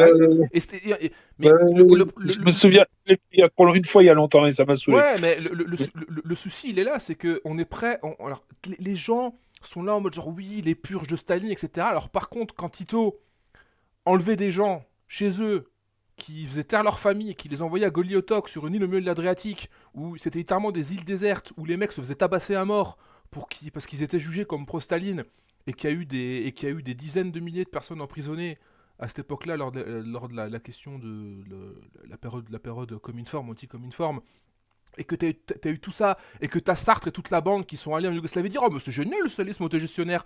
Oui d'accord, ok, donc apparemment Staline n'a pas le droit d'avoir de goulag, mais alors Tito il avait le droit d'avoir des camps de concentration sur des îles, tu vois. Tu vois, moi ça m'énerve parce que je me dis si tu critiques, Ah oui, si, d'accord. si tu veux critiquer un truc, critique-le jusqu'au bout. Pourquoi est-ce que Tito, on va dire non mais tu comprends, Tito il a fait ça parce que du coup les staliniens voulaient prendre le pouvoir, donc du coup il a écarté un problème. Ok, donc dans ce cas-là, moi j'ai envie de dire Staline a fait les purges parce que Trotsky allait prendre le pouvoir. C'est exactement la même chose. Sauf que d'un côté on va dire t'es un complotiste, de l'autre on va dire non non c'est vrai t'as raison, tu vois. Ouais, Donc il faut ouais, il faut réussir comment dire, à articuler tout ça. Tu vois, on connaît tous, on est tous là à dire oui, Staline, il a tué, tu sais, il a tué lors des grandes purges, il a tué Radek, il a tué les vieux bolcheviks, etc. Mais alors par contre, quand c'est Tito qui fait disparaître au début des années 50 Ebrang, qui est le secrétaire général du Parti communiste de Croatie, qui était jugé comme trop pro-Cominform, qui était contre la ligne économique de Tito, etc. Et que le mec disparaît et se fait juger et arrêter avant tout ça, euh, sur ordre de Tito. C'est-à-dire que Tito passe même pas par le comité central de la Ligue des communistes yougoslaves. C'est lui qui décide d'arrêter Ebrang. Et tous les autres, parce qu'il considère que c'est une menace contre lui. ouais, Donc, ceux qui vont écouter ça, moi, tout ce que j'ai à dire, c'est que je suis pas en train d'accalper Tito, dire Tito c'est un enfoiré, des beaux à la fin, tu vois. C'est juste que je trouve ça suspect, j'utilise beaucoup le mot suspect et à raison, d'arriver à ah, défendre, d'arriver à défendre tout ce qu'a fait Tito en disant oui, mais vous comprenez, c'était pour sa défense, etc. Mais de l'autre côté, quand c'est l'Union soviétique, là, par contre, on a le droit d'aligner Staline, nani, nana. Et moi, Mais ouais, moi, je suis pour la critique, mais je suis pour la critique des deux côtés dans ce cas-là.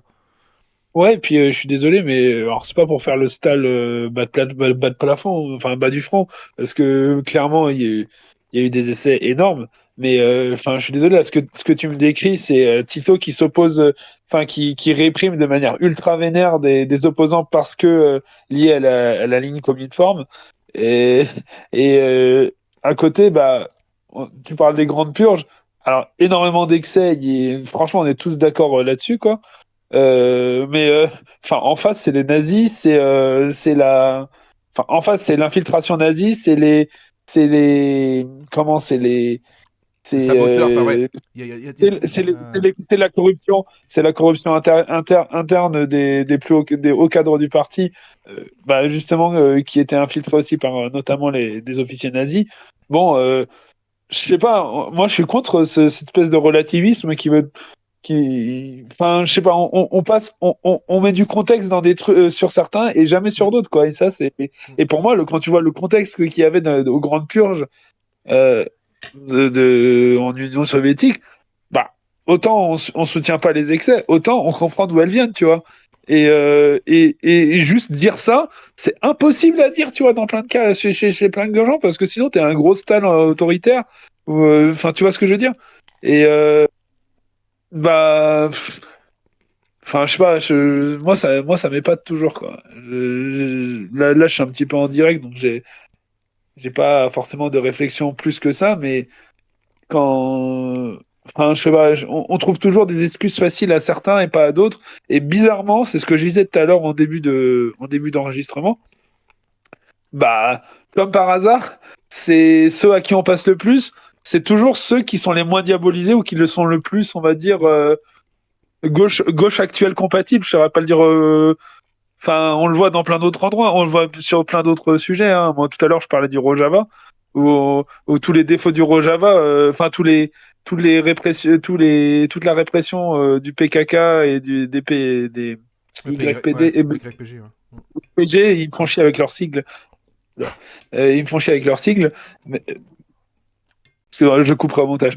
Euh, et putain, j'ai perdu ce que je voulais dire. Oui, si. Là où enfin, tu vois, tous les gauchistes qui vont vraiment passer toutes les répressions du PKK, enfin du PIG, PID, Ouais, ouais. Mm. YPG, et du PID, YPG, parce que, bah, voilà, tu vois, une révolution, ça a des défauts, blablabla, mais dès que ça parle de certains trucs qui sont, enfin, des régimes les plus diabolisés, là, on accepte, mais tout, de chez tout et de Mm. chez tout, et là, on le voit, dans le cas de Tito, c'est clair, tu veux dire, bah, il dit, ouais, il y avait un mode autogestionnaire, donc là, tu as un mot-clé quand même qui fait plaisir beaucoup. Non, mais attends, gros, non, mais attends. Tito, il est. Vas-y, vas-y.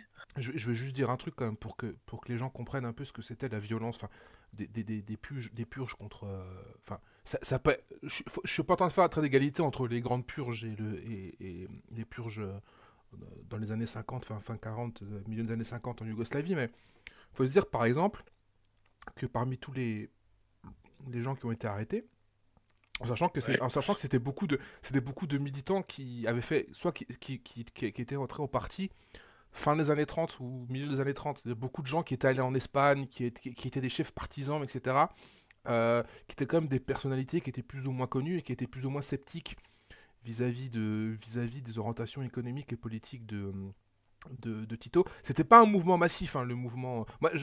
J'encourage les gens à lire il y a un très bon bouquin de Ivo Banac qui s'appelle Oui Staline Against Tito, où justement il parle un peu de toute cette histoire-là. C'est vraiment très très intéressant. C'est grâce à lui que je connais tout ça. Où justement il parle un peu de qui sont les pro-Moscou, les communistes. Et il dit en gros que ces gens-là représentaient, je crois, quelque chose comme 5 à 10% des membres du parti. Mais c'était des milliers de militants actifs. Et Ouais. ils étaient bien implantés dans les, comment dire, dans des républiques périphériques, genre Macédoine, Kosovo, Monténégro, mais juste pour dire, par exemple, que lorsqu'il y a eu ces purges-là contre les éléments jugés pro-staliniens, Tito fait décapiter quasiment l'intégralité de la direction et même du parti communiste monténégrin. Ah oui. Alors, il y a des gens il y a des gens qui vont me dire c'est absolument honteux que Staline ait purgé, je sais pas, les comment dire les communistes ouzbeks ou kazakhs, etc. dans les années 30 en disant que c'était des nationalistes bourgeois.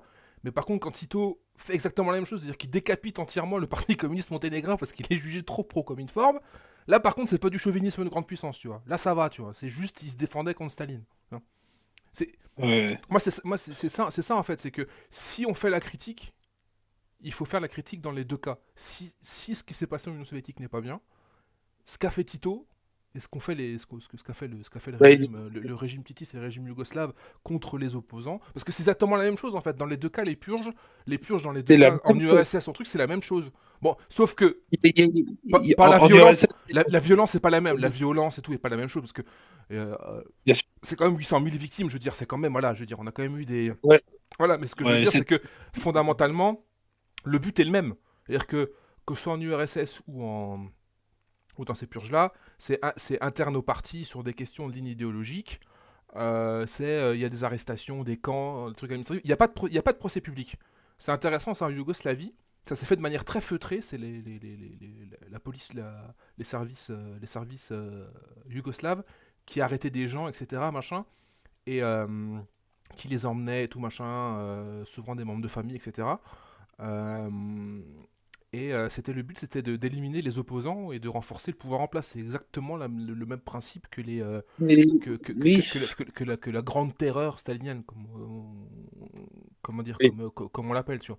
Et, et comment dire, moi quand je vois ça, je me dis, ouais, donc il y aurait une forme de répression qui serait plus justifiable par rapport à une autre. Soit tu condamnes, soit tu considères que dans les deux cas c'est n'importe quoi et ça mérite d'être condamné.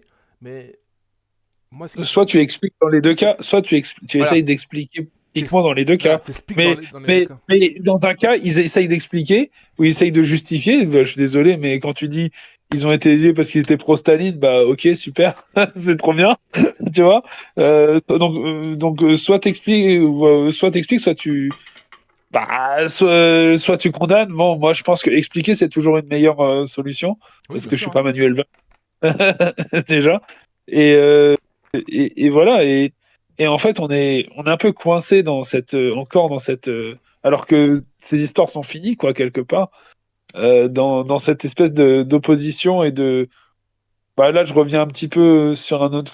Voilà, je viens sur un concept qui m'énerve un peu dans la gauche en général, ce concept de paradis perdu, ce recherche de paradis perdu, Ouais, où l'Éden, en ouais. gros, bah, ouais, Ouais, l'Éden, hein. ouais, l'Éden, et en gros, bah, à une époque, t'avais des gens qu'on appellerait Stal, qui, dans les années 60, 70, 80, qui disaient, ouais, l'Union soviétique, c'est paradis, État ouvrier. Bon, d'autres qui disaient que c'était la Chine, et à aucun moment, enfin, ces gens-là, ils sont vraiment dans une démarche qui est vraiment, de pas ils cherchent pas à expliquer et à analyser en fait ils cherchent et c'est d'autant plus ridicule aujourd'hui que c'est que tous ces que tous ces modèles, enfin les pays qui les incarnaient n'existent plus, enfin Ouais, ces ouais. régimes n'existent plus, Mm. et ils sont encore dans ces bagarres là, et on se perd encore soit dans ces idéalisations, soit dans ces diabolisations, et au final bah, on construit rien, on s'appuie ni sur le positif, quand on les idéalise, et on n'apprend rien quand on les diabolise. Tu vois, genre, perdant-perdant, du point où j'en ai, et enfin, de là où je me situe, quoi. Et c'est pour ça que je suis déçu un peu de.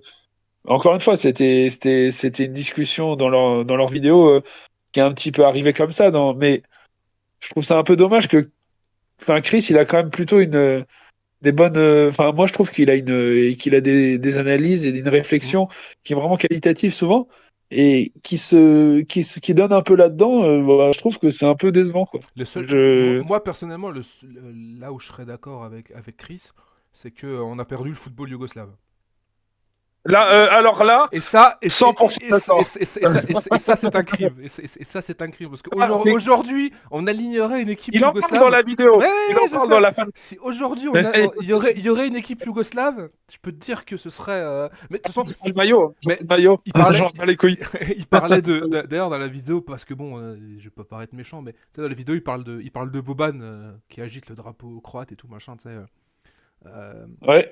Bah, ça, moi, ça me fait. Je crois que je l'avais déjà dit. Je crois que je l'avais déjà dit, mais je sais plus si c'était à toi ou à un pote. Mais quand la Croatie, c'est une équipe qui monte beaucoup en puissance après l'indépendance. Et Ah oui. enfin, ils ont une équipe magnifique en 98. Hein. Mais 98, ils ont une équipe magnifique. Ils arrivent notamment en Bah, demi-finale demi-finale. en sortant l'Allemagne. Et Ils sortent l'Allemagne le tour d'avant. Puis bon, ouais. après, ils tombent sur la magnifique équipe de France, forcément. Bon, ça, c'est. Mais Bah, Lilian Thuram qui Lilian marque ses Thuram, 2 seuls buts. ouais, exactement. Ses 2 seuls buts en C'est deux sélection. seuls buts en sélection, voilà. Mais Aucun sens. et moi, enfin, je m'en souviens un peu de celle-là, enfin de cette seconde, parce que c'est ma première Coupe du Monde. J'étais tout petit, hein. Bah, on avait, Ouais, on avait, 6 ans. on avait 6-7 ouais. ans, 6-7 ans, tu vois, genre. On avait 6-7 T'avais ans, 7 tu vois. ans. T'avais Ouais, quelques 7 ans. semaines de Ouais, plus. c'est vrai, 6-7 ans.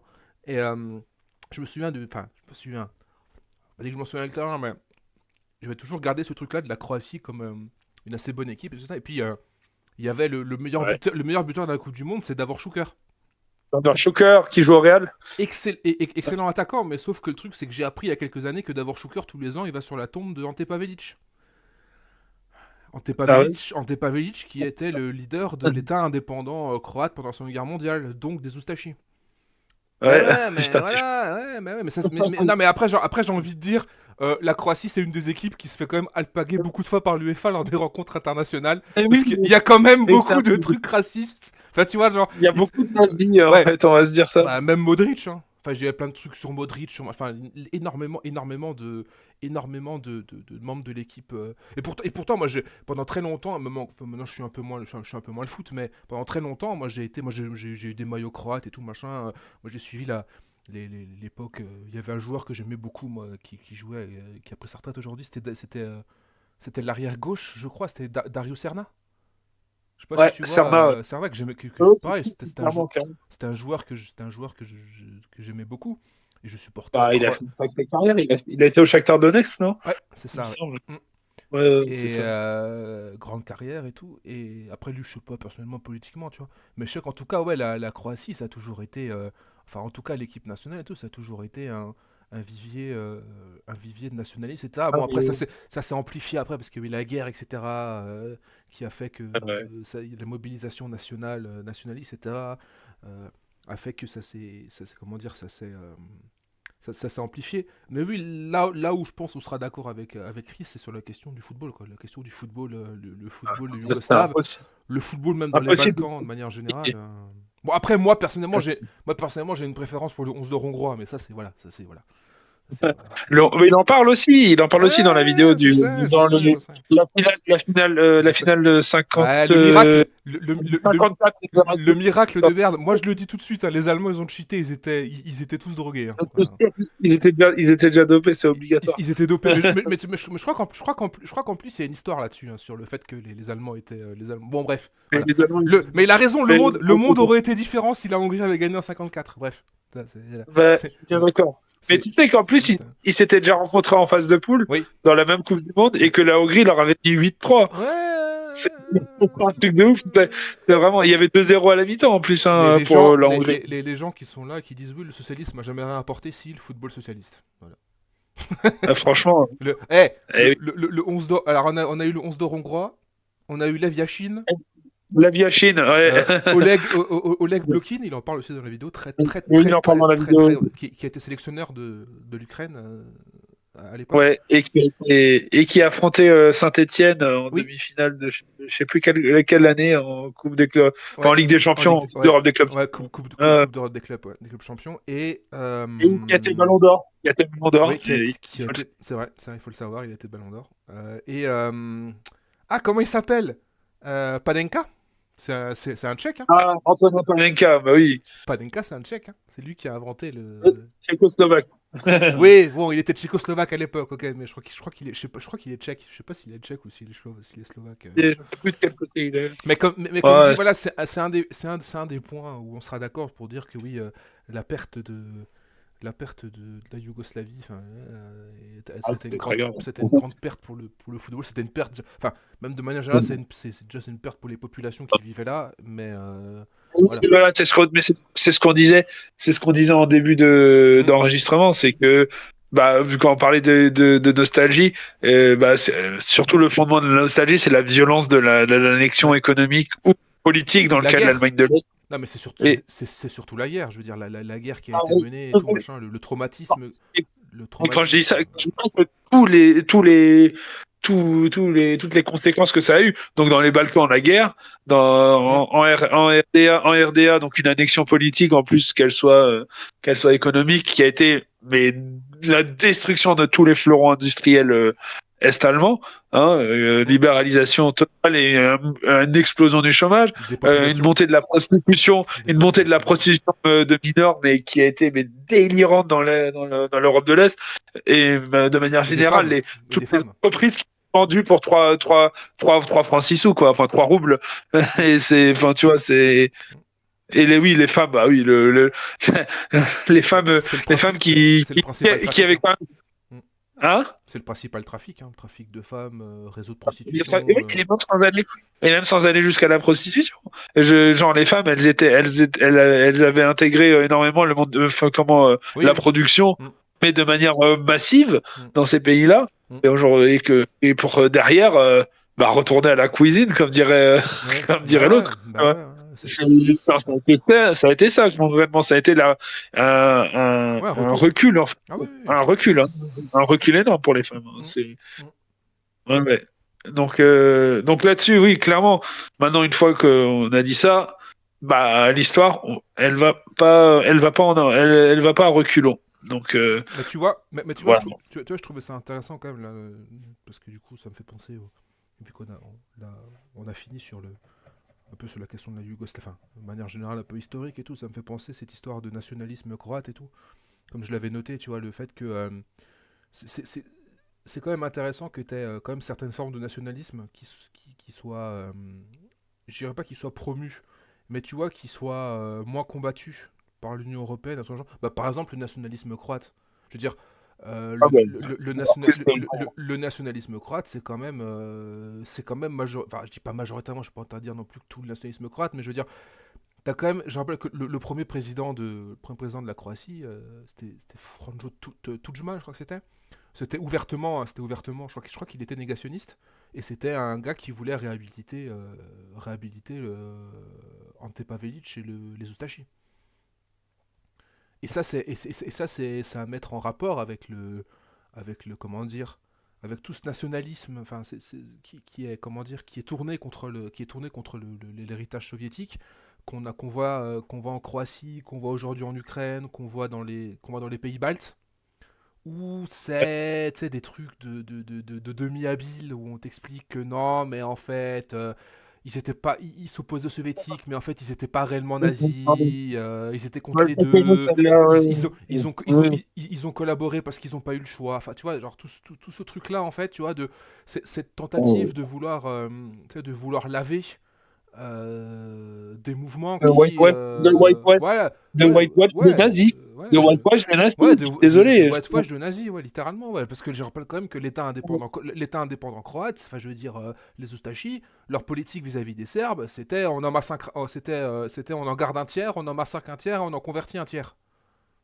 Et je veux dire, ils font partie des, les Ustashi et les bandéristes en Ukraine font partie des supplétifs des nazis qui ont été les plus virulents lors de l'Holocauste. Les plus enthousiastes, ouais, Ouais, clairement. voilà, les Parce plus que on va enthousiastes. peut-être pas oublier que les oustachistes, ils étaient tellement, comme dire, enthousiastes à massacrer du Serbe et du Juif que ils ont même choqué les SS, hein, faut quand Oui, même le oui, dire. oui, oui, oui, non, Ils ont mais, choqué les SS qui leur ont dit de se calmer, oui, quoi, c'est tu vois, ça. Mais genre. les bandéristes aujourd'hui, enfin, pas aujourd'hui, mais genre les héritiers de tout ça, qui tentent d'expliquer que non, mais en fait, En fait, Bandera, c'était un modéré en 42-43. Il a compris que le nazisme, c'était pas bien et tout, machin. Ouais, ok, d'accord, tu vois. Mais non, Euh, Mais, mais ça, c'est du gros foutage de gueule parce que, en fait, mais ça, c'est toujours comment les rhétoriques en mode, mais regarde, ils vont prendre un élément dans l'histoire, c'est-à-dire le fait qu'effectivement, c'est Bandera, il a été mis en tôle par les nazis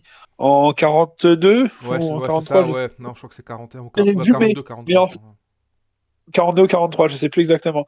Mais et en gros, il essaye de faire passer ça pour genre, bah regardez, il s'oppose au nazisme. Non, il a été mis en tôle parce qu'il était il était pro indépendance de l'Ukraine et que ça, c'était pas aligné sur, enfin, c'était un désaccord politique, mais un désaccord politique secondaire. Il faut arrêter. Oui, Genre, en fait, la, ça la l'empêchait réalité, pas de ça l'a soutenir. même pas empêché de Oui, retourner avec les nazis c'est après ça. sa libération. Tu vois, genre, il a même pas rejoint.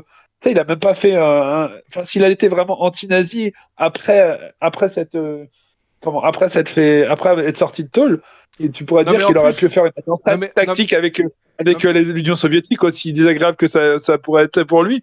Tu vois, et non, il l'a pas fait. Il est revenu avec les nazis contre les ouais, soviétiques. non, mais Donc, en plus, euh, en plus, ce qu'il faut dire là, parce que bon, on dévie un peu là, parce que c'est sur Bandera, faudra en discuter, parce que il y a beaucoup d'égarements à gauche vis-à-vis du nationalisme ukrainien, mais c'est un autre sujet. Mais je rappelle que quand Bandera est arrêté par les nazis en 42-43, il est envoyé il est en prison de, enfin, je vais pas dire prison de luxe, mais en tout cas, il est emprisonné, mais je veux dire, il a le droit de recevoir des lettres, il est bien traité. Je veux dire, tu vois, c'est un prisonnier il est du pas haut au du même panier, niveau quoi. de. Tu vois, je veux dire, Ouais, ouais. c'est un gars, je dirais pas qu'il est dans une cage dorée, mais je veux dire, voilà, il est en tôle et quand les nazis ont besoin de lui, bah du coup, ils viennent le chercher, ils savent où il est, et puis tranquille, il y va, tu vois. Donc c'est même pas, tu vois, il a été foutu en tôle, il a été foutu en tôle dans un camp de concentration ou un truc dans le genre où on a chié, non, non, il a été mis à l'écart, tu vois.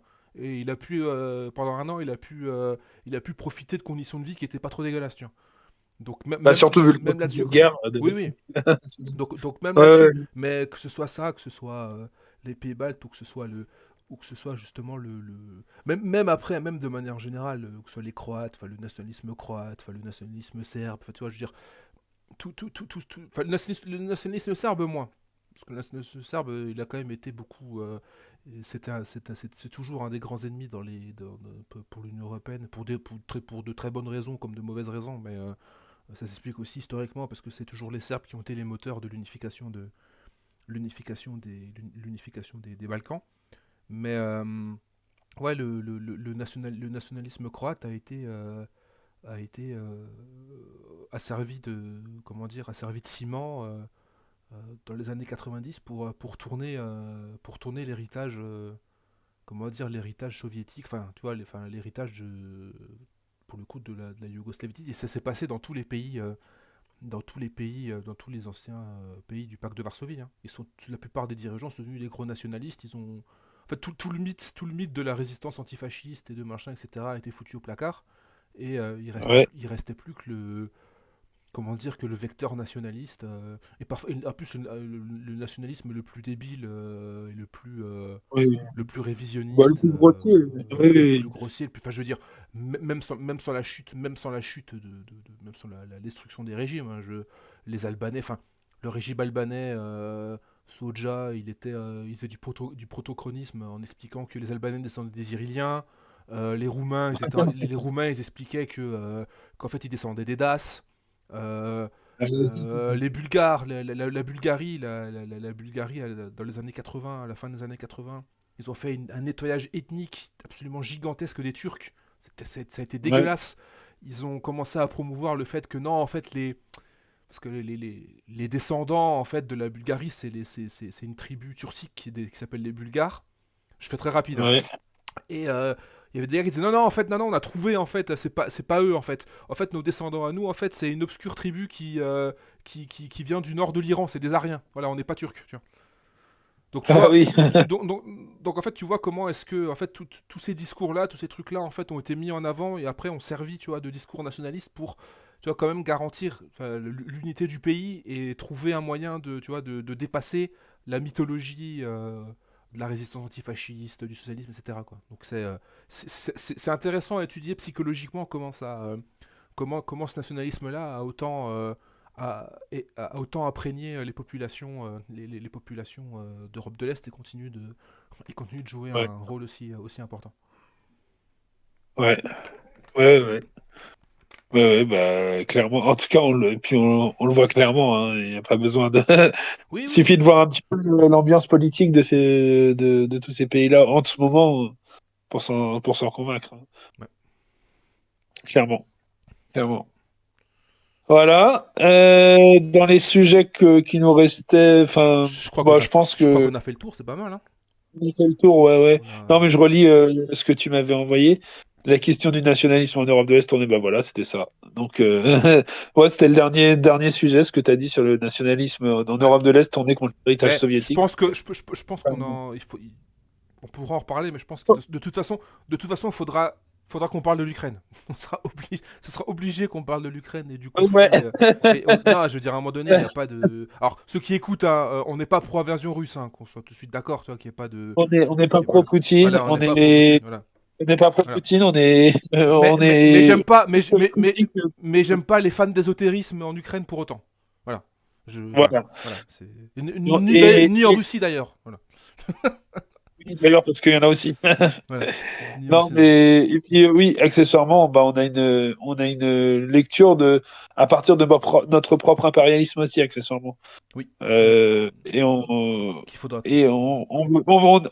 disons que pour faire un petit avant-propos de cette vidéo, visiblement, pour laquelle on donne rendez-vous, c'est que bah, quand dans n'importe quel conflit, il faut toujours penser notre position vis-à-vis enfin, pas de manière évidemment bêtement contradictoire ou esprit de contradiction, mais quelle position notre ligne a par rapport à notre propre impérialisme, toujours.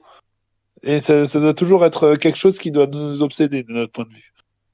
Et en tout cas, je sais que toi et moi, on est d'accord là-dessus, au moins. Ouais. Ah oui, bien sûr, bien sûr. Mais je pense que ça pourrait être Voilà. ça pourrait être le prochain sujet d'une vidéo Ouais. cette question parce que je pense elle est quand même pas mal d'actualité. Ah Euh, bah ouais. Mais en plus, le truc, c'est que ça peut être une extension. On peut facilement étendre à pas mal de choses, hein, avec tout ce qui se passe. Bon, il y a bien sûr ce qui se passe en Palestine ouais. et même ouais, ce qui se passe au Rwanda, ce qui se passe Mm. enfin au Congo plutôt par le Rwanda. Mais, Il faut, mais et, l'Ukraine c'est important parce que du coup il y a une intervention, enfin il y a une intervention directe et pour le coup vraiment notre impérialisme il est vraiment je dirais à la pointe en Europe contre enfin comment dire dans cette pour guerre prendre les là. parts de Voilà, pour prendre les parts de ouais, pour prendre les parts de marché parce qu'il en reste, parce que vu que Trump a raflé la mise.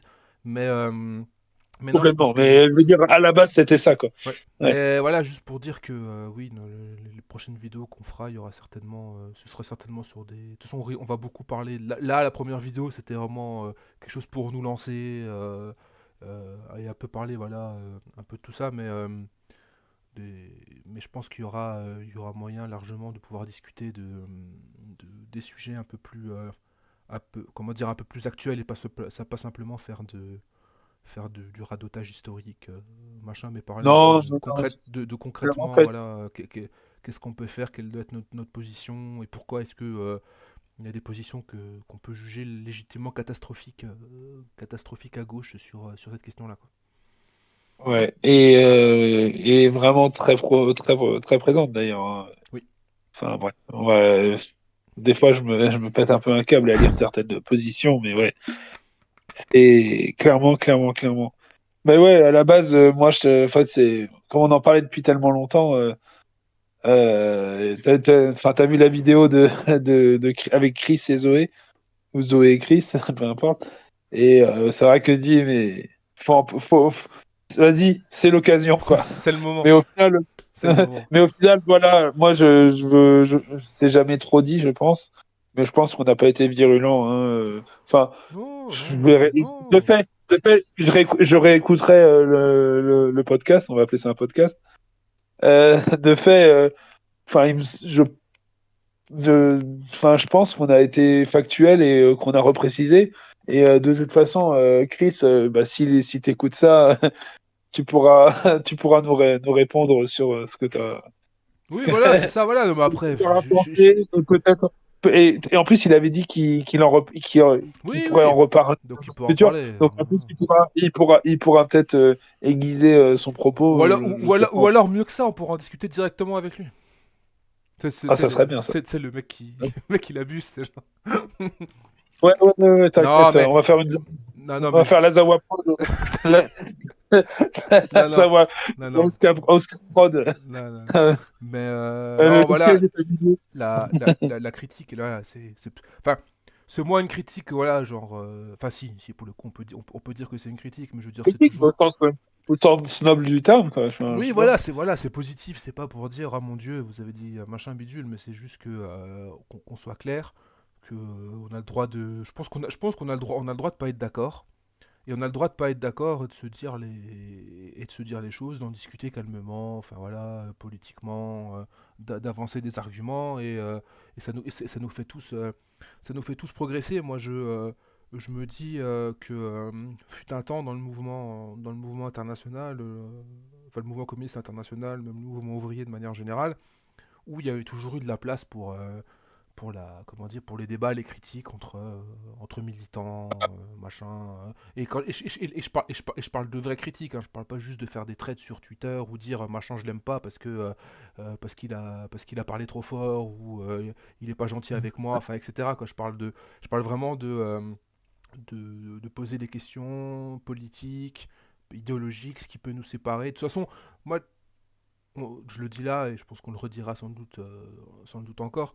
Notre objectif, de toute façon, Ouais. c'est que moi, la manière dont je vois les choses, c'est que ce qui m'intéresse avant tout, c'est de chercher les points d'unité. C'est toujours ça en fait. Faut chercher ce qui peut nous unir, sur quoi on peut être d'accord, et après on peut s'amuser à se critiquer, à dire qu'on n'est pas d'accord. Mais je veux dire, le but de juste attaquer des gens pour dire on n'est pas d'accord avec vous, vous êtes des salauds, etc. Il faut vous jeter sous Bah, le c'est le bus parce que machin. Moi, c'est pas mon intérêt dans une discussion. Et sans doute on en aura d'autres j'espère qu'on bah, aura ça des... sert. Et j'espère que nous on aura des critiques, machin sur ça et qu'on pourra développer, etc. On pourra aussi en parler, etc. Que voilà, on puisse à la fin trouver des points d'accord, des points d'unité qui nous permettront d'avancer. Ouais. Bah ouais, et puis même et que même les désaccords, ils soient qu'on sache pourquoi on les a aussi. Ouais. Parce que des fois, j'ai l'impression, je pense pas que ce soit le cas de Chris, de la pas du team, mais dans plein de cas, j'ai l'impression des fois c'est juste de l'identitarisme en mode, enfin genre moi je suis pas d'accord avec ça et en fait. Bah ouais, mais c'est quoi ta vision du monde qui fait que t'es pas d'accord? Des fois, c'est juste non, c'est parce que je suis ça et que je suis anti-autoritaire, que je suis anti-ceci, anti-cela. Oui, d'accord, mais c'est quoi ta ligne du coup en opposition à ça? Et en général, c'est juste un petit peu du gauchisme, quoi. Et ça me du radiculisme, je saurais pas dire. Pour moi, faut pas avoir peur de désaccords. Pour moi, les désaccords sont même pas un problème. Si on sait, on est honnête pourquoi on les a, quoi. Mm. C'est tout. Voilà. Et vraiment, les points d'achoppement, faudra les avoir. Voilà. Je pense qu'on peut, je pense, clore là-dessus. On remercie les personnes qui nous ont écoutés jusque-là. C'était un peu brouillon, mais Ouais. bon, c'était une première. Voilà, sans doute que les prochaines fois, on travaillera un peu plus et ce sera moins un truc qui est fait instinctivement comme ça. Mais Ouais. voilà, moi j'espère en tout cas que ça vous a plu. Si ça vous a plu, faites-le nous savoir. Si vous avez des désaccords, faites-les savoir. Voilà, tout simplement. J'ai rien d'autre à ajouter.